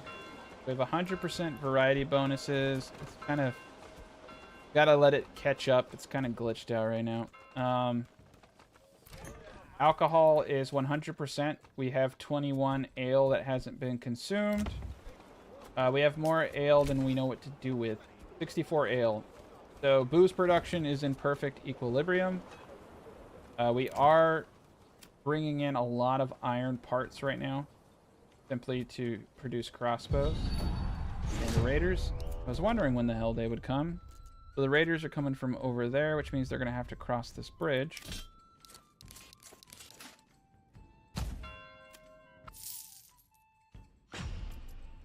I have more money than I know what to do with. More money than common sense, as they say.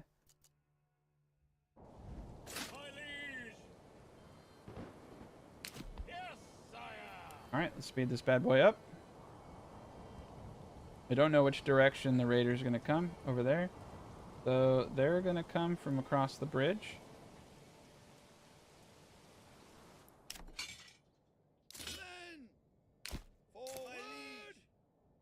Yes, sire.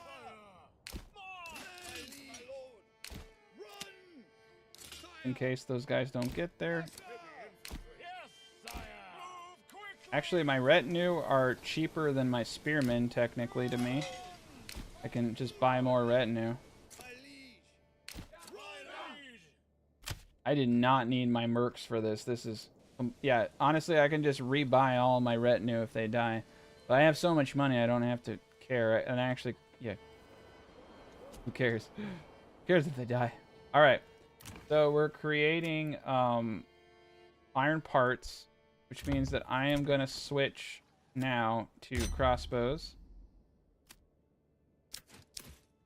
And we're going to do crossbows. I'm going to pull some of my archers out. We're going to go all crossbows with our army. But we should be able to... We're spending a bit of money.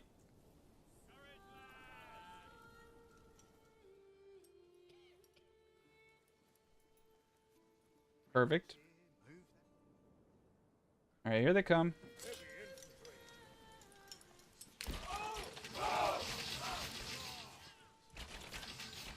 Alright, that's pretty nice.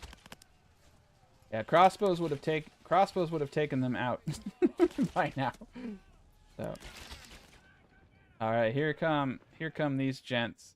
So I'm just gonna have them charge in. No, that's not what I wanted. All right, let's get this show on the road. Bandits are always stupid easy to kill. The bridges definitely do give you a strategic kind of outlet here. Alright, well, we've already paid for these dudes, so I'm going to pull my men out. I don't really care if the mercs die. Alright, speed this up. Boom.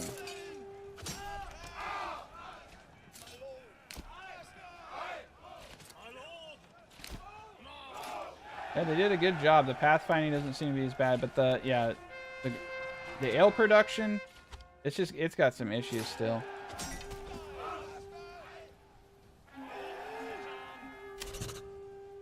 Alright. Well, everybody can go home now. And people aren't swimming anymore, are they? Nope. Looks like they fixed that. Very good. We need to put one person into the church to bury all the bodies. Perfect. Tavern's still at 100%. I don't even have to have a second family in there, but I'm going to do that just preemptively. We have all the apiaries going. That's just bringing in a substantial amount of food for us, as you can see. Very good. Everybody's getting back to work. All right, fishing season is in. But, yeah, I don't want to do that. Okay, and so I'm basically going to be able to double. I have probably about 20 more families, and I have nothing really to do with them. So this is the stage that I always get to, where I'm spending more. Right now, I'm spending a lot of money because I'm prepping up my army, and I'm not creating bows. So, we're just gonna periodically switch out. So let's remove. Move. Perfect. Okay. But yeah, we can just use those guys. Let me see. I'm gonna have to go back to warbow production. I honestly would like to get two different buildings up for stuff. Okay, cool. We're gonna go back to selling bows instead of buying. Prop up our wages here. But this is having to produce this much iron parts is really hurting. Really hurting my coffers. We have 0 iron parts. Wow. Yeah, so we're going to be importing iron. We're going to be importing barley. We're not selling enough of all the other stuff. Okay, cool, cool. I do have veggies being sold. I guess we could start... I could have gone down that route and started selling stone.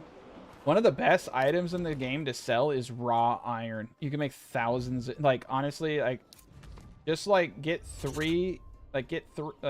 one guy out there. Like, you won't be able to sell the iron fast enough even with one. But, yeah, you can make thousands off that. Yeah, no oxens were harmed in the making of this video today. All right. Here we are. But, yeah, we're still at 100% food variety. Pretty easy to hit. The meat's definitely helping out a little bit. But the eggs, every egg reduces the consumption of other goods. We just got 11 eggs. Got our monthly egg count. The apples, we haven't got any apples yet, but we will get a big old batch of apples this year. So we haven't been factoring in all the apples that we're going to get. Honey is still accumulating really well. One of the better items. Honey doesn't have spoilage, so it's pretty powerful for that reason. All right, we're going to upgrade the granary. We have 77 alcohol, but I put a production... Oh, I took the production limit off. All right, we're going to set alcohol production down to 50. And if it breaks the game, we'll get rid of it. But we really don't want to be importing an infinite level of goods. So 40 malt, that... We just won't put a reserve on it, and hopefully that doesn't screw it up. Okay, I think we're in good shape.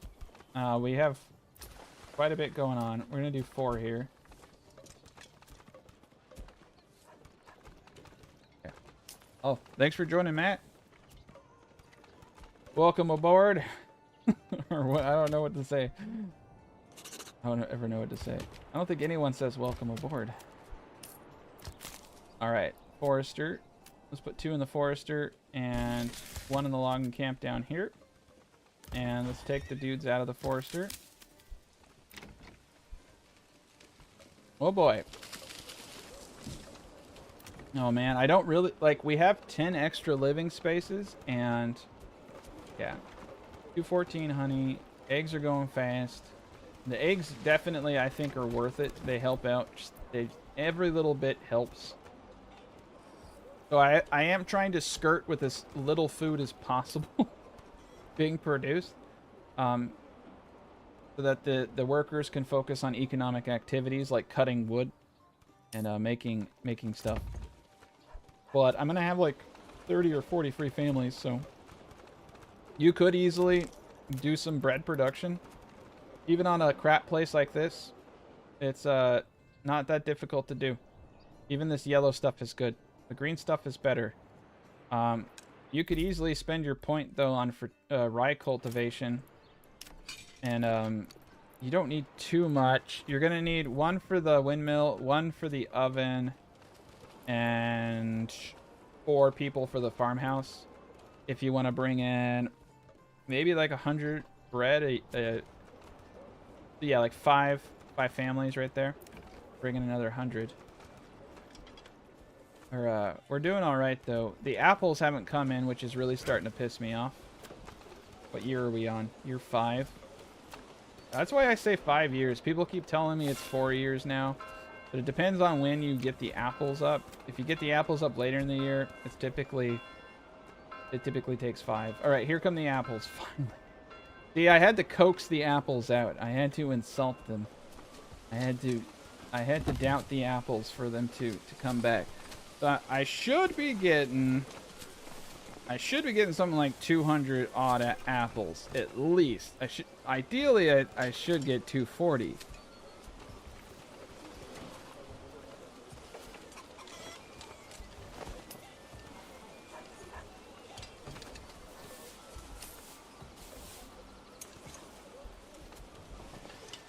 There we go. Yeah. 240. This guys, this is that video. This is the new design. Because the patch came out, I decided to do it live. But I can probably do a rehash of this live stream and edit it for people who just want the design patterns. And this dude over here is wanking it off. He's stuck. That's where all my apples are going. Going to Mr. Wanker over here. But there we go. Yeah, we were supposed to get 240. We hit 240, but they ate some. So yeah, so you get 45 per corpse pit, give or take. Especially with some of the cuts we had to take. So we're on par. There we go. Apples, honey, veggies, fish will start coming in pretty soon now that it is coming up on season.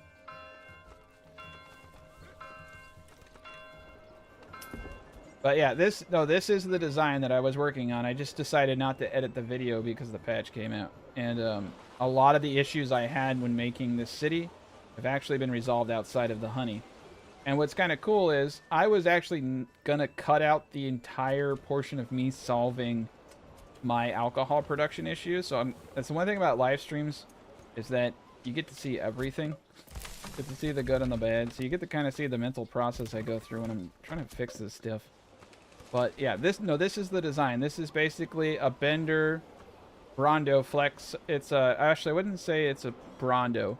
It is kind of. It's more of a Flexo Bender combination. So I'm using the principles of the Flexo, which is a granary with centralized apiaries around it and market.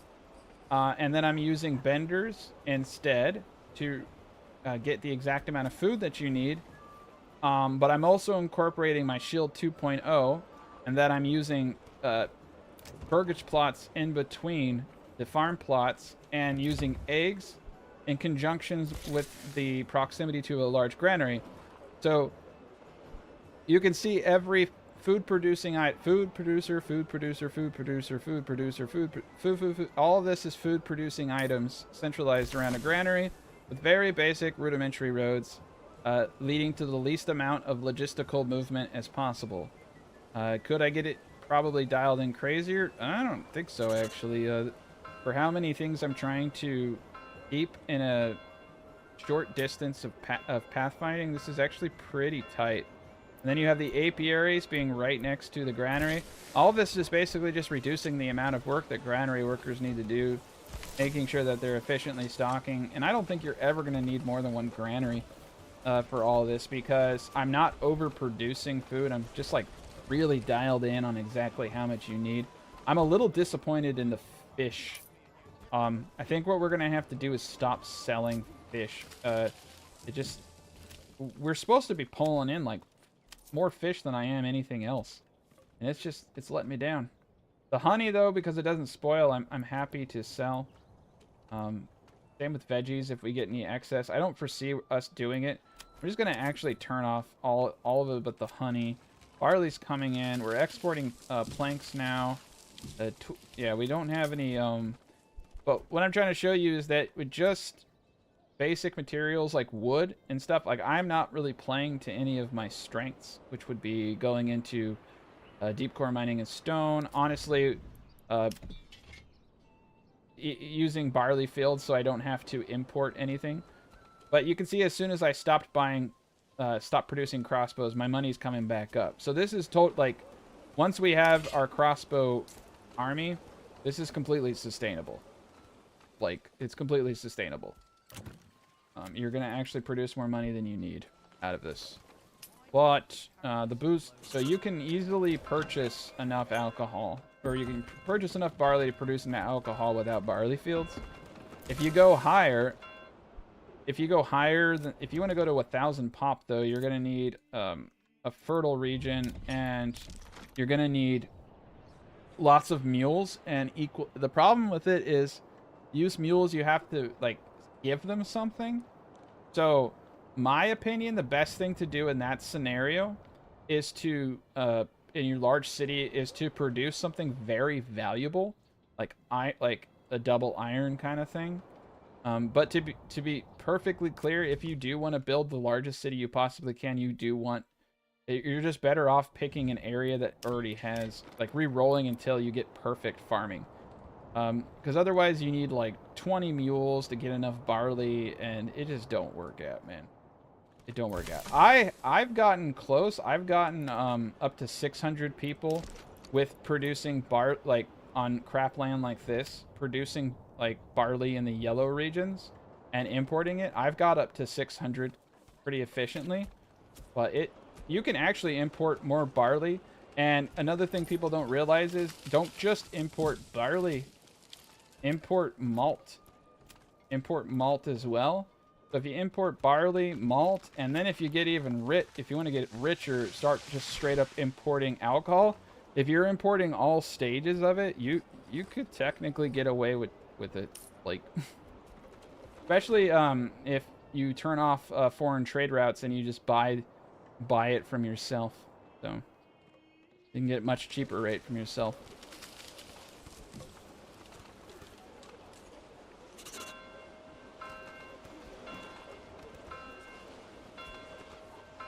Yeah,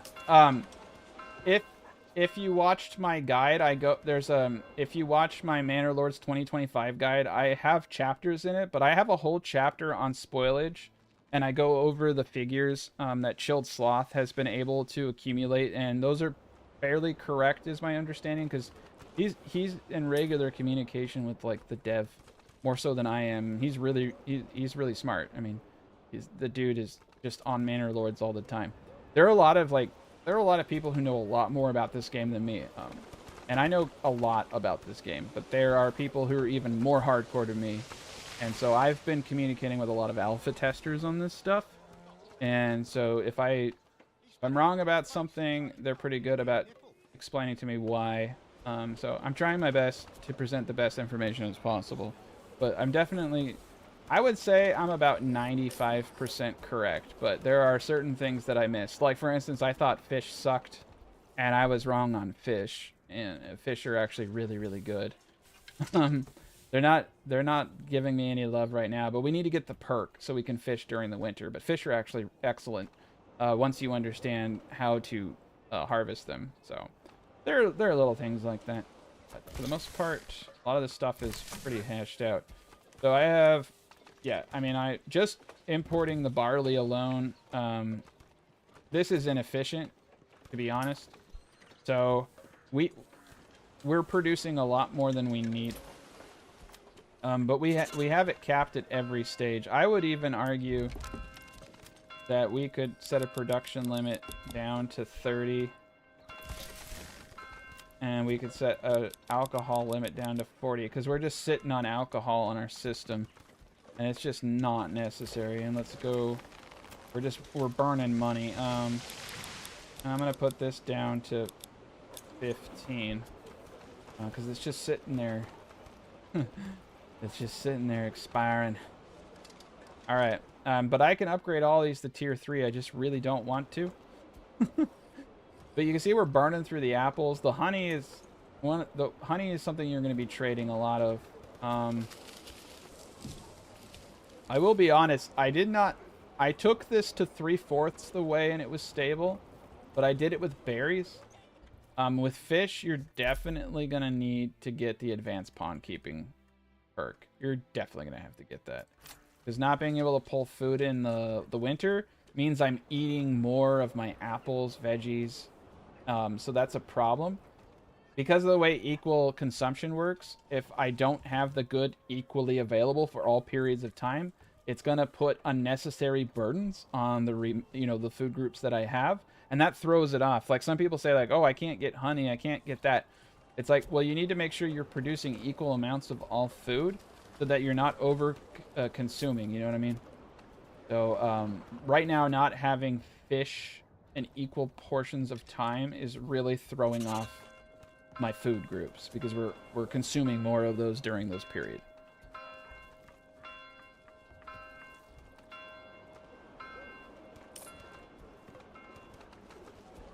I think the funny thing about Manor Lords is like I'm at a point where I'm like at competition with like a figurative like goal I've put in my head. Like there is no point in anything. Like it's like, oh, get a family by the in 30 days of starting. It's like it doesn't matter. It really doesn't. It's all just like just because, you know what I mean? It's like putting flames. It's like putting flames on a car. They don't make it faster. Same thing with like building in certain ways like this, or getting your first family in the first month. Is it doesn't make the game any more enjoyable. It's just the game. The game is what you make it. I take it to a level that's weird and crazy, but it is what it is. It don't matter. You don't have to do anything. You could play this game with the objective that you just want to watch everything burn, and you'd be getting the same enjoyment as me building a city like this. So, in the grand scheme of things, the enjoyment factor is really the objective. I've had people ask me, like, what do you do in Manor Lords? I'm like, I don't know, man. Like, what's the point of it? It's like, I don't think there is a point. It's like there really isn't an end game or an objective. We as humans, we've put this arbitrary objective that the goal is to build a thriving city, but there's no reward for that. No one's gonna ring your doorbell and tell you you're a good person, like you're a good boy. You've made America proud with your Manor Lord city. Like no one gives a shit. So just let it. I'm just saying, you can just let it burn, man. If I could, I'd burn this whole place down right now. And I would feel just as successful. But I just like dialing, and I just like to see like what the perfect amount of something is and all that jazz. All right, so we still have some apples left from our last harvest. The fish are starting to come in, but yeah, so I'm used to having my fourth food be berries, which can I mean, they're hyper harvest in the beginning of the year, and they're a little bit more dialed in. Also, berries have a lower spoilage rate. Fish are exceptionally good for trade, but their high spoilage rate really hurts. It really does. But I think we have a good thing going here. I have 10 free families. If I want to get to my next perk point, which I do, so we have 1, 2, 3, 4. I really want to get advanced pawn keeping. So let's get 2 more houses to tier 3. We're going to do the tips just out of, I don't know. The tips are always usually the hardest, but I mean, we're at 100% perfect. 100%, 100%, 100%. With the exact amount of everything that we need. I probably don't even need this granary worker. But you can see we're way over purchasing. We're approaching actually making money now. The blacksmith over here is producing iron parts. The blah blah blah is doing his thing. The cobbler's cobbling. Boyer is going to now switch back to crossbows since we're generating revenue. And I really want to get some crossbow units. Perfect. Settlement increase. All right, we're getting on keeping. All right, now our fish are really going to shine. Oh, well, not like an irradiated shine, hopefully. So you can actually get away with a lot less than 2/3 when you do this. People keep telling me, but I am so exceptionally lazy that I'll have to look it up later. So we're just going to do 958. But that's going to be enough to get like 1,500 fish a year. So, but you're going to get 1,000 of it in a 3-month period. The fish population increased by 50% between March, April, and May, I believe. So you have to harvest all of that fish from 958 up to 143 in a couple months. You need about 7 families to do that, or more. But we'll figure. I don't even know, man. The pantries probably can't hold that much. All right, we're at 80% approval, which is stupid. So we're gonna go to a 25% tax, which is like still, I think, less taxes than we pay. So these peasants have it good. All right, the honey is doing well. 820 food, 250. Okay, yeah, you can see the fish are just rocking in now. We'll have a nice little apple harvest. Now that we'll have fish, we'll have less consumption of both eggs, veggies, you know, everything else. So everything should start like equaling out. I do wonder if you kind of do have to have these guys perfect, because I'm screwing myself out of probably like 20 apples a year.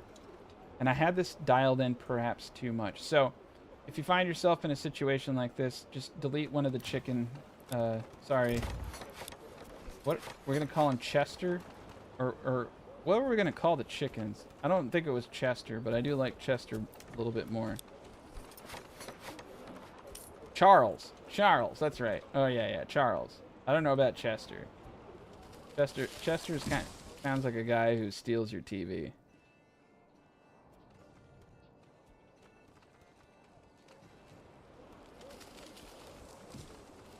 Yeah, salt and salted fish would make a whole lot of sense, wouldn't they? That would be a good addition. Alright, brewery's in. Alright, everything's up. Okay, fuck it. Let's just do it. Tier 3 all around. Okay, so we're almost at peak. Okay, so we actually, now that the apples are coming in and our food groups are coming in, we're going to go to a 0 tax. Everyone's going to love us. And we're just going to go out. We're going to go all out. Everybody's going to get a nice house. Everybody's going to get therapy chicken. We need 12 boards. We're not going to double. We're going to keep these 4 plots at singles after all, because I do think that we don't need 2 families, but you have the option of expanding them if you just. What I like about building them as double burgish plots is if you decide to do more. So if I had, for instance, if I had a rich deposit of iron and I wanted to go further, I could. And yeah, all we have to do is have 20 burgish plots at tier 3 to get all our points. That's great. But we're going to go to tier 3. That puts 2 families in each artisan building, which is already way more than enough. Yeah, let's get them all up. We have 20 more free slots. We have 14 unassigned families. This is what I'm getting at, is I don't know what to do with these unassigned families because I am not farming barley, because I am not farming anything. So you really don't need more than 20 plots in any region. It's kind of masturbation. Like, it's not really necessary. I get to a point where I don't know what to do with the rest of my families. I just have to come up with cooler designs, to be honest. All right, clay furnace is going. We're probably not going to need any more clay after a bit. How much of these do I have? Okay. Why are we not getting any crossbows? Oh. My bad. There we go. We weren't up. All right, cool. So we got plenty of places for people to move in. Every building is now tier 3 without exception. Okay. So we have a total of 18 more families that can move in. So yikes. That is a lot of free families. So I mean, like, I can up the trade post. I could do any sort of thing I want. I could make a large storehouse just for the. So it's almost advisable to take your storehouse, right, and just have him take care of what's in front of him, as far as what goods you want supplied. So for us, it's leather, it's firewood, and it's boots. So that's all we're producing, and that's all we need in this area. So I could literally just, so that this doesn't get full of other crap, and then you just take off the market stall setup, put one dude, and he runs the rest of your industry. And you have so many free people. It doesn't even have to be that dialed in. I actually think having a granary worker here makes a whole lot of sense to help with your alcohol production and pushing. The granary doesn't need to go any higher than what it is. It won't add anything to you. They will, unless I use an overstock feature, they will not put more than what I need in here. So I don't need any more than what's there. The apiaries are fine. They don't benefit from multiple families, really. As long as someone's in there working. And usually, out of 3 people, someone is. Okay. Fishies are doing good. We're getting all that down. If fish are okay. We're going through the mapples real fast. But everything should start equaling out here soon. This is what I actually have. So we have 18 apples. Yeah. As the families come in, though, our consumption's going to change a bit.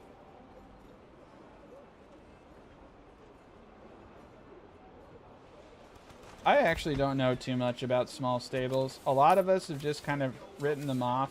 I don't put anybody in there. You can't even control what goes in there. Like, I've ordered horses to stables, and I haven't really noticed that they go where I want them to go. These are all ox. I do know that they pet the oxes, but yeah, I don't really know that it matters. No one's been able to figure that one out. No one has at all has been able to. I don't know anybody that's been able to figure out what benefit comes from putting someone in a small stable, because unassigned families will build and they'll do the job as if they were assigned to small stables, and they'll guide animals and stuff. So there really hasn't been too much. All right, we're above 75%. That means we're pulling in 2 families per month. We have 16 available stalls. So far, we're doing okay. There's our apples. So we got our 4 food types. Fish. The problem with having this many families, though, is that fish really start to just trail off because we overfish it. So I'm wondering, for my own sanity, I actually just want to go to 2 people fishing. I think we're just getting large spoilage of fish. Or not trading it anymore. Yeah, we're doing good. Okay. So this gentleman over here needs to get his life in order. 2 planks, 2 iron parts. Oh, no wonder. I'm a total idiot. I forgot I completely disabled this stuff. Okay. I was like, where is it? Oh, hopefully people aren't screaming at me. I know a lot of people like to scream at me through their monitors. All right, cool. We're in good shape now. Like, what is going on? Okay. And why did it do it? I'm fairly confident I set this up. All right, forester up. Just 1 little forest. Royal tax increase. All right, that was like our first royal tax increase. Everything is good. Everything is grand. We're doing everything that we need to do. 958. It's 655. Oh, we just doubled it. I see. That's the reason why. So we have to let fish catch up. All right, fish is going to be in a really good spot here momentarily. So 300 honey, 196 apples, 259. Everything is still holding up, and we're not even where we're going to be. So I think I have the right amount of food. Because essentially my calculation is how much food do I need in a year, divided by how many food types, which is 4 main food types I'm adding, and then times 1.3 to account for the most serious case of spoilage. It's like very, very conservative. But you basically, in this situation, need about 230 of 4 types of food.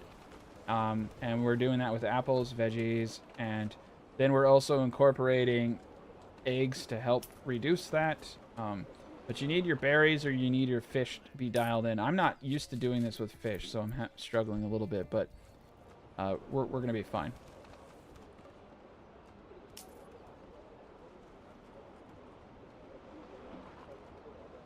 Yeah, I can't see any real use of it. I mean, maybe one day. I think we're going to up our foresters. So yeah, this is where, in my opinion, this is where you can really start to ramp things up with wood production, like selling logs. Is just have a bunch of foresters, a bunch of loggers. Just start straight up selling boards. That seems to make an enormous amount of money. All right, we need more horsies. All right, we have 4 horsies now. Yeah, everything's good. Ooh, what the shit happened to our booze? Oh no, our bows. Man, I must have nerfed it too hard. All right, we're going back up.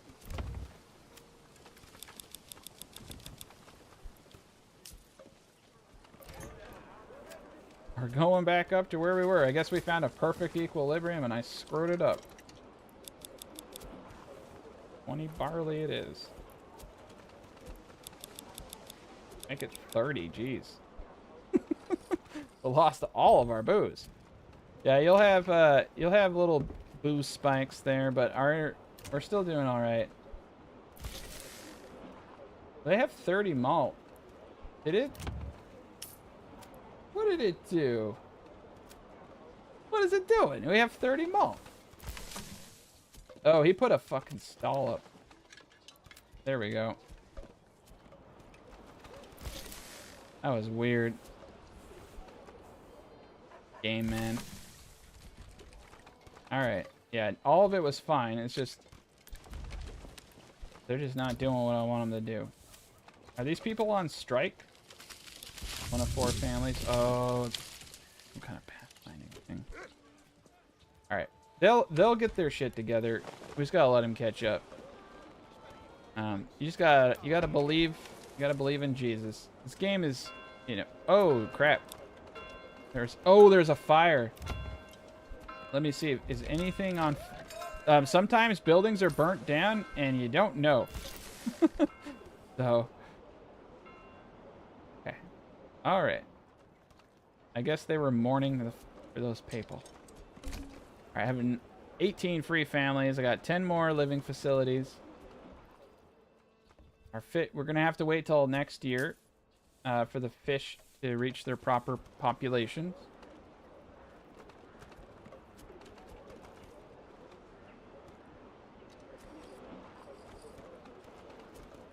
Perfect.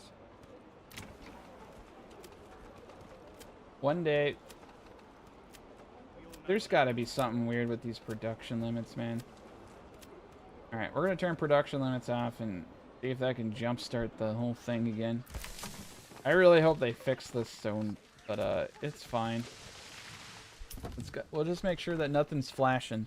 If you see numbers flashing, it means they're glitched. So as long as we don't see any kind of flashing. I think we're good. I think it just is being a dick. It could be that these families are lazy. Oh, it's kind of, we upgraded this thing to tier 3 and it got all screwy. There's something about tier 3 brew, like there's got to be something about the tier 3 brewery that's throwing this all off. I can't remember when we upgraded it to tier 3.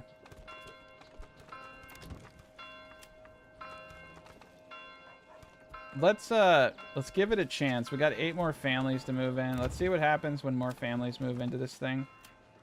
But I think that there's something going on with the brewery only having 1 family in it. It was doing fine. You have to keep deleting and rebuilding your brewery. Yeah, that's what it feels like to me. I mean, let's just, it doesn't matter.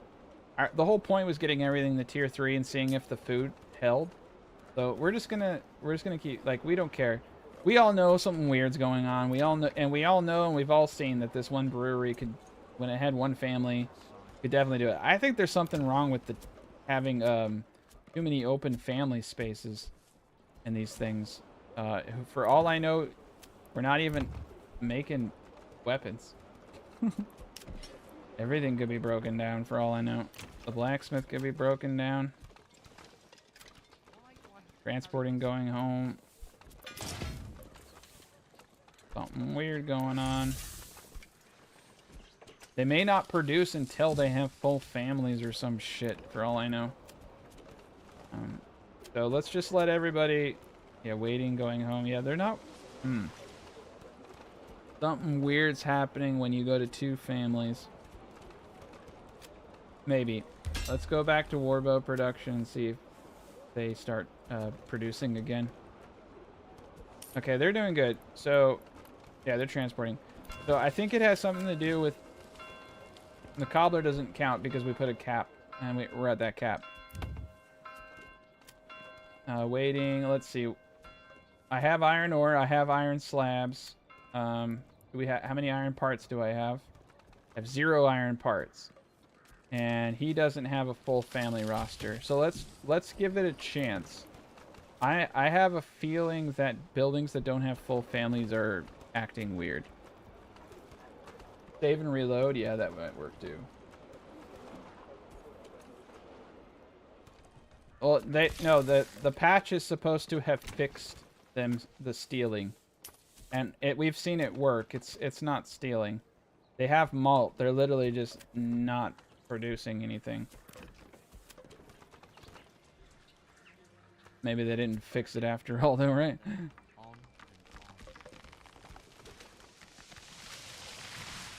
I had to check the patch note in the bottom. Yeah, we're on the right patch. We're on 24.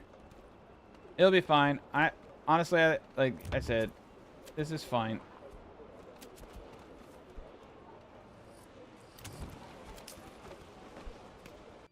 I do want to reload though, because if reloading works, then that's smart.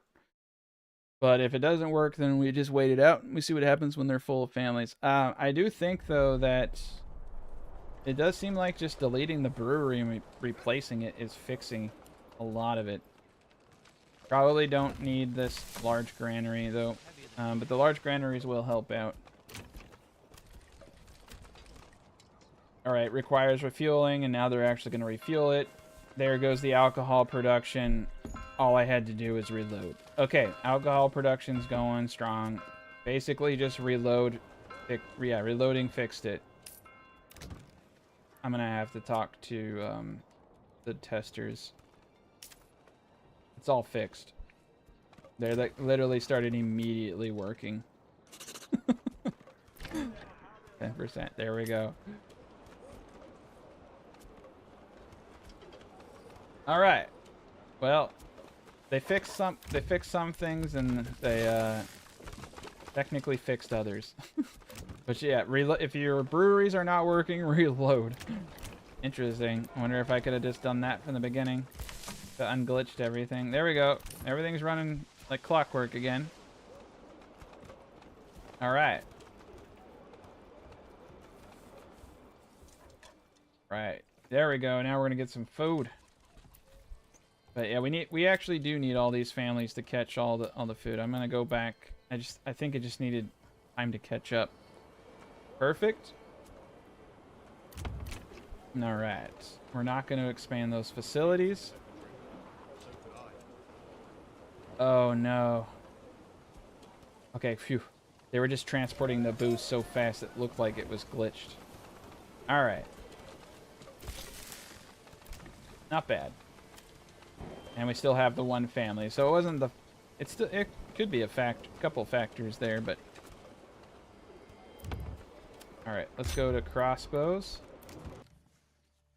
Real tax increase. All right, he's on. He's on. Making slabs. I don't actually need the smithy on for tools, so I can turn him off now, but it's good to have tools. I just need the bloomery going. Cool. So we should... Wow. 1 iron slab making 2 iron parts. That seems like a lot of money you could be making off that stuff. Alright. Alright, so we have 4 more people to move in until we've maxed this out. There come the fish. Once we get the apples, we'll know for certain whether or not this build... Yeah, I can already tell you right now this build is solid. I only need 20 of each food group remaining to get that approval bonus, and they're consuming enough. And the booze is going to work itself out. They're finally producing it. We're at 2,000 regional wealth, even with purchasing out. Like, so we're going up big time. So, yeah. If it weren't for the bugs, this probably would have gone a lot smoother. Yeah, we don't have enough families to keep up with the fish. So, we're, I think I'm just going to go crazy here. Look how many families I have anyways. But we're gonna have high spoilage, but we just need a fish. There's only 11 fishing spots, so we need to keep the flow. Summer's coming soon, and soon the heating sun. Might end up getting more fishing spots. More fishing. There we go. Alright, perfect. Man, they're barely tapping it. It's nuts. We're getting 50%. We're getting 50% burst, but they're gonna. I don't need it now because I think I just got the last one I was gonna get. All right, 73. We're in good shape. 3 more families until we've maxed out our population. Like I was saying, honey is. People underestimate how really good honey is because it does not have a spoilage rate. It is just such a solid food item. It's just really resource intensive, but it's a really good food. All right, cool. So veggies have been just very consistent. Fish, I think we got fish to a consistent place. Once we get our last proc, though, we only. Here's the problem I have with fish is once we get our last proc, we really only want one person bringing fish in, so we don't have like a bunch of them spoiling every month. I do think berries are a little bit better for this build. If I like with fish, I think we're fine. We're not in any. I mean, we're not having any problems, as you can see, whatsoever, hitting 100%. But it's just there's not as much wiggle room as I would like. Where are my enemies approaching from?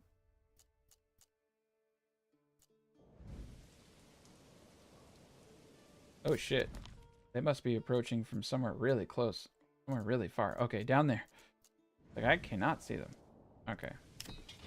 Alright, 23 out of 36 crossbow. Okay, everything's running well now. That was really annoying. And I still really want an upgrade all button. Because I hate having to go through and do each of these individually, especially on live streams. Okay. But we do have soldiers, so get some archers. Everybody out. Perfect. Where do I think they're going to attack me from? I don't know. I do think, though, that it would be kind of cool to have a bridge from this area to this area. And this area to... Oh, not enough goods. That sucks. Okay. Yeah, having bridges would be cool. Kind of help us get across this area a little faster. Alright, where are they gonna come from? Alright, they're coming straight down here, so they're gonna intersect us over here. Castle.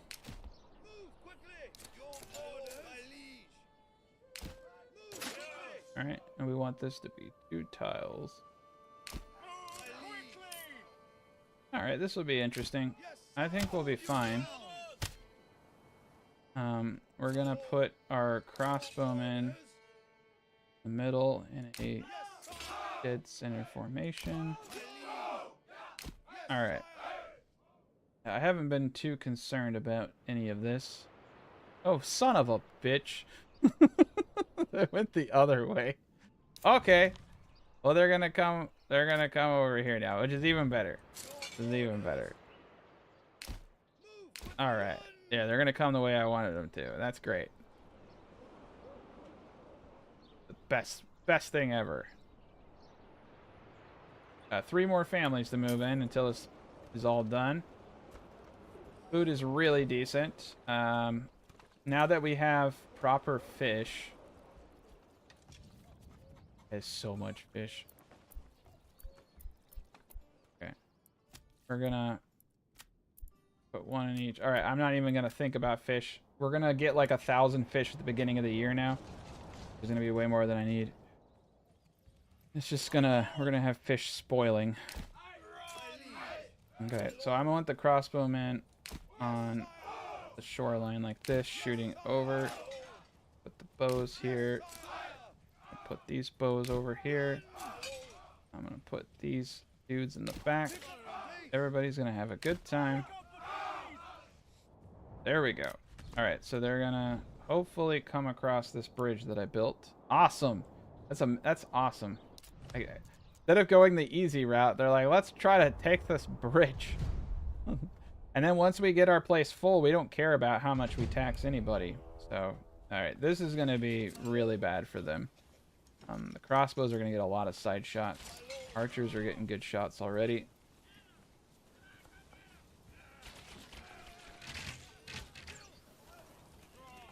JP, you're saying you're going to hold off on this patch? I mean, I fixed it by reloading. We were able to get everything working. We just had to kick it a few times. All right, here come the crossbows. Oh, man, these things are going to own. Okay, maybe not. Those were some pretty bad shots. Come on, crossbows, you're letting me down. I wonder if they nerfed crossbows. Okay. Archers seem to be doing... Oh, we don't have as many crossbows as other stuff. They're, like, shooting wildly. All right. There we go. Push forward. I'm going to pull them back a bit. Oh, we got 2 more groups. Here we go. Okay. We're doing great. They were shooting really weird down there, though, that's for sure.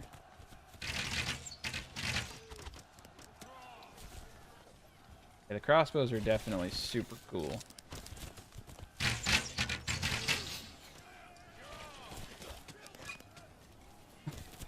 Okay, some of them are still swimming, though. That guy fell off. Alright. That was crazy. Yeah, the animation still needs some work.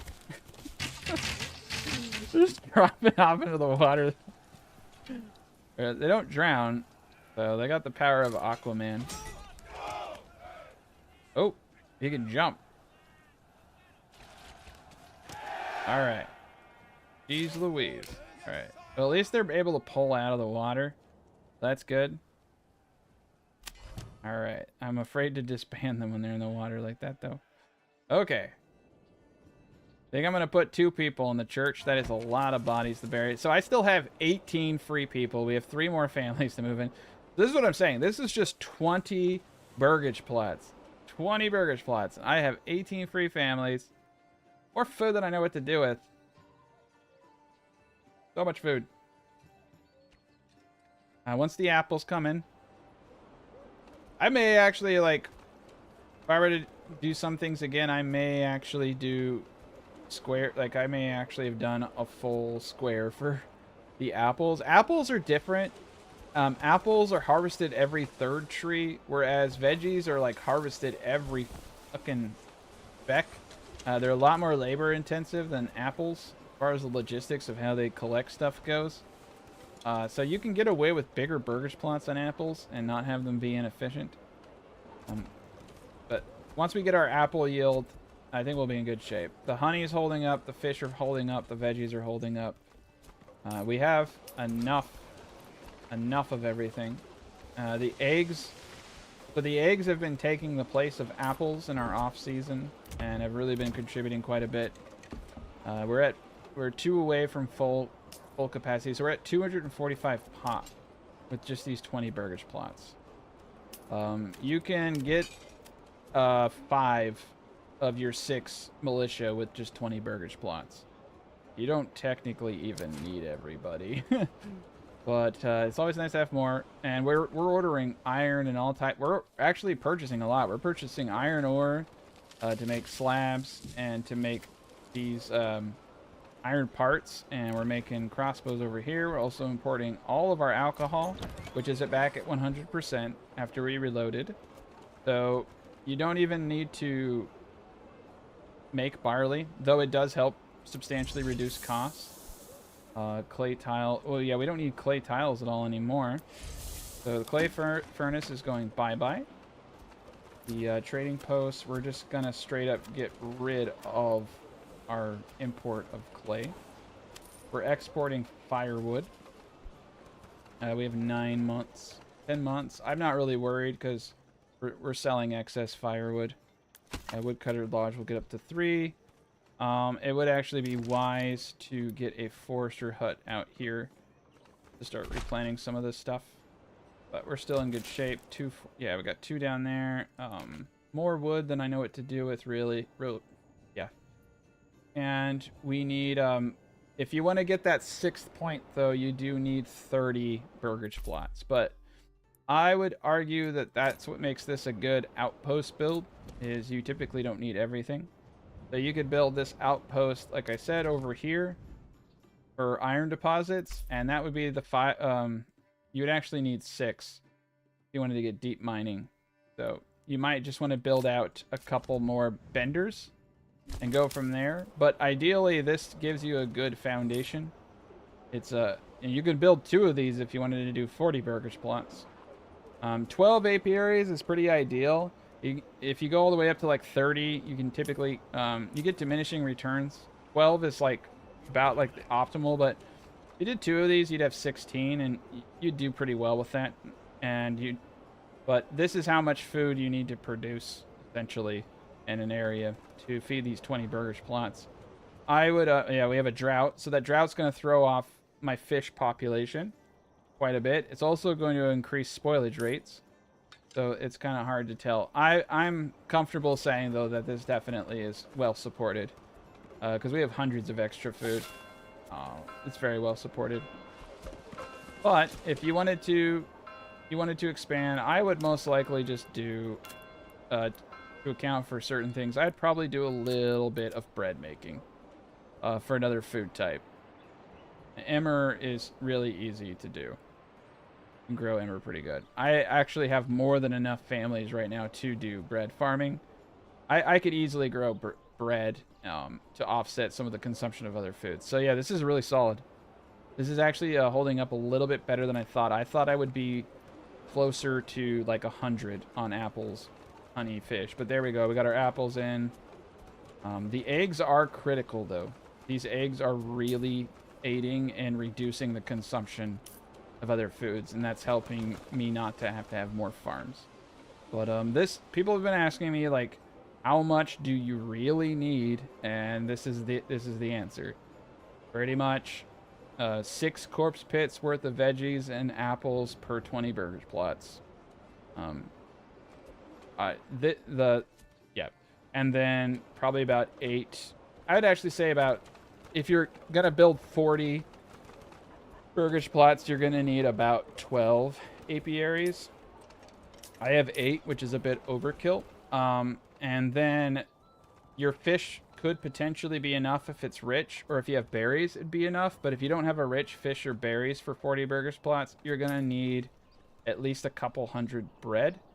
And then with eggs, you should be good. You don't really have to produce as much food as some of my designs do. What I like about my designs, though, is they're overkill, so that, like, you don't have to sit there and really think. Okay, so we're at a perfect, we're at our perfect population. So, oh my god, look how many families I have. That's too much. That's like 76 families right there. Oh my god. Yeah, so 76 families with 20 burgers plots. Like, that's just a stupid amount of people.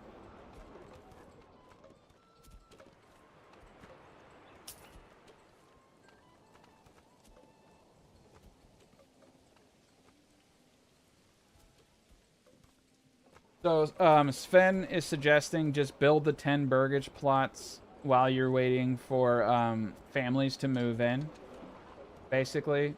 And then once you get the point, just delete them. That's a really good idea. Yeah.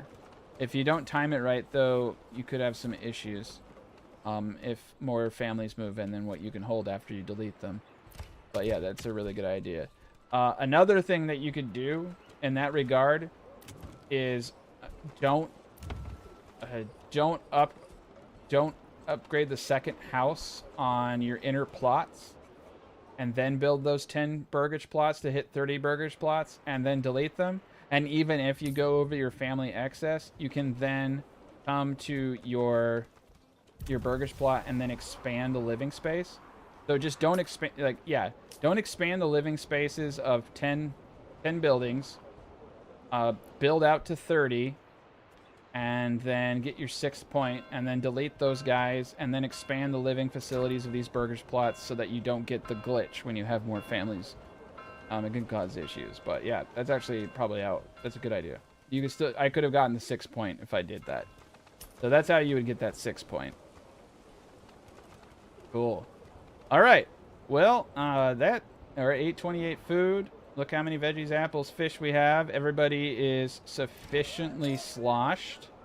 We have a perfect city, 85% in the manor. Our taxes are nil, though. Let's boot that up to... I mean, a reasonable tax, honestly, that you can have at any given time is usually 10%. Without fail, 10%. We can lose... I mean, we don't care about approval, though. We don't care. Because we have all of our families. The only reason you care about approval, really, is to get people to move in. How they feel. So it's right there. It determines population growth and morale of your militia. Should you rally them. So high approval will help combat efficiency. Looks like it will help your combat efficiency to a small degree. I have never had a problem killing anything that came at us. So, yeah, I'm cool taxing the hell out of these people. We're very cash positive. I am not using really any advanced trade tactics. I'm literally just selling honey for the most part. Let's go and actually, before I log, so we've made 921 in all time. So let's look at the previous year. So last year we made 600 from honey, 185 from firewood, 350 from boards, and 365 from bows. So a lot of our revenue is just coming from the excess honey. And that's kind of like what I was talking about, is small populations are a lot more economically sound. The bigger population you go, the more you have to produce, the more they consume. They just don't make as much money. And like I said, the king's tax eventually goes in like you get 2 regional wealth per month per family on a tier 3 plot. But the king's tax, I think, goes up to 3 per family at the later tiers. So if your families aren't producing additional income from trade and aren't contributing, they're actually a detriment to your ability to pay the taxes and be financially solvent. And also, you have less regional wealth. And who knows what that's going to be at a later stage of the game. I mean, this game is still very much in its infancy. We haven't really even seen the full potential of it. So I would imagine being economically stable is going to be pretty important. And there might be things you can do with money that can buy favor. Who knows? Currently, those things aren't in the game. But if you want to make a bunch of money, small settlements like this are definitely the way to go. They're just very stable. Like, I don't have to think about this city.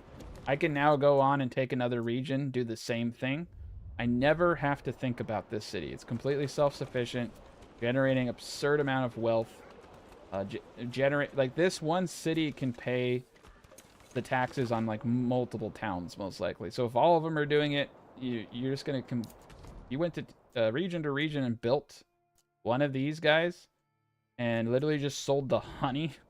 It's gonna be cash positive. So I'm not even thinking here. I'm not even producing anything of real value. The bows are a good one, but ideally, I'd want to make something a little bit more valuable. All right, so we have multiple crossbows, archers, got our retinue. Ideally, we would go and take another region, get another retinue, do all that jazz. So maybe I'll do that, maybe I won't. We'll see. We'll see what the demand for stuff is. It would actually be kind of cool to take another region and keep expanding. But for now, that is going to be the conclusion of this series. But this is the design, so... rewatch this video from the beginning, and I show how to build this within like the first 10 minutes, I'm pretty sure. We go through the whole building process of this design. It's really simple. You just keep your industry close. You zoom out. It looks you should have kind of like a stalk for industry coming out of the top. It's kind of like a flower, but it's just the bender, a modified bender. And we did some pretty wonky benders, and it still worked out. Plenty of vegetables, apples, honey, and fish. So we have all the food we need, and we had a drought where we weren't even getting that much fish. So yeah, we're in great shape. We have way more than enough food to do this. So yeah, it can feed everybody. So that's 252 pop. And that will get you 1, 2, 3, 4. That will get you about a 4 stack pretty easy. So you can see you have 36 out of 36. Then you go to another region and you do your next 2 troops. Or, you know, you go to 350 pop, which is about where you need to be. So this game wants you to be at 30 burgage plots, as you can see. I'm hoping, I've actually said that they should increase the market stall to 30. But I will note, I literally don't even need the 20 burgage plots that I have. I could probably get away with 15 burgage plots. So, I have 18 families. 8 families, not people, families, sitting around doing nothing. I don't know what to do with them. I have all my industries stacked. So, I could easily make my city bigger, but I'd have nothing to do with those workers. Farming takes up a lot. Like, as we saw actually with the trade posts, there are some good prices on linen. Export of 4, not bad. Linen might be a good trade item. The problem with trade right now, though, is just the limitation of how much you can sell. You can't sell. I can't sell 200 linen. Like, I could sell 50 at a time, and it takes forever. Like, you can't mass sell things, and that's like a huge pain in the ass. It really impacts the feasibility of large settlements. But yeah, this is a very simple design. I'm probably going to be incorporating this design to when I take over a region that I want. Like, this would be perfect for like a little barley, a farming community barley town, having 18 free people to mass produce barley and then send it to a big city, all while being financially, stable and producing more wealth than they're consuming in Texas. So, yep, everything worked out. Let's just take, before I go, let's just take a quick stroll around the town. This is what this place looks like from the ground floor. This is the apple side of town. This is the industry over here. It's a pretty, I don't know where I am. So here's the apples. Here's the chicken coop people, I think. And then there's here's the centralized granary area, apiaries, and locations all around it. It's a pretty efficient little town. Man, look at the canyon. I didn't even know there was a little bit of a mountainside over there. That's pretty cool. You don't notice those features when you're below. And then, yeah, here's the veggie bender. Here's 3 more houses. And then there's the fishing area. So there's housing in between farms. Pretty dope. I wish I could run a little bit faster. I hope they give us horses at some point.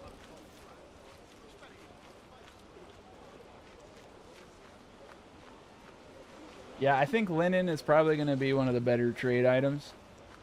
If I had to put pen to paper and I could sell something in large quantity, linen would be it. Yeah, there we go.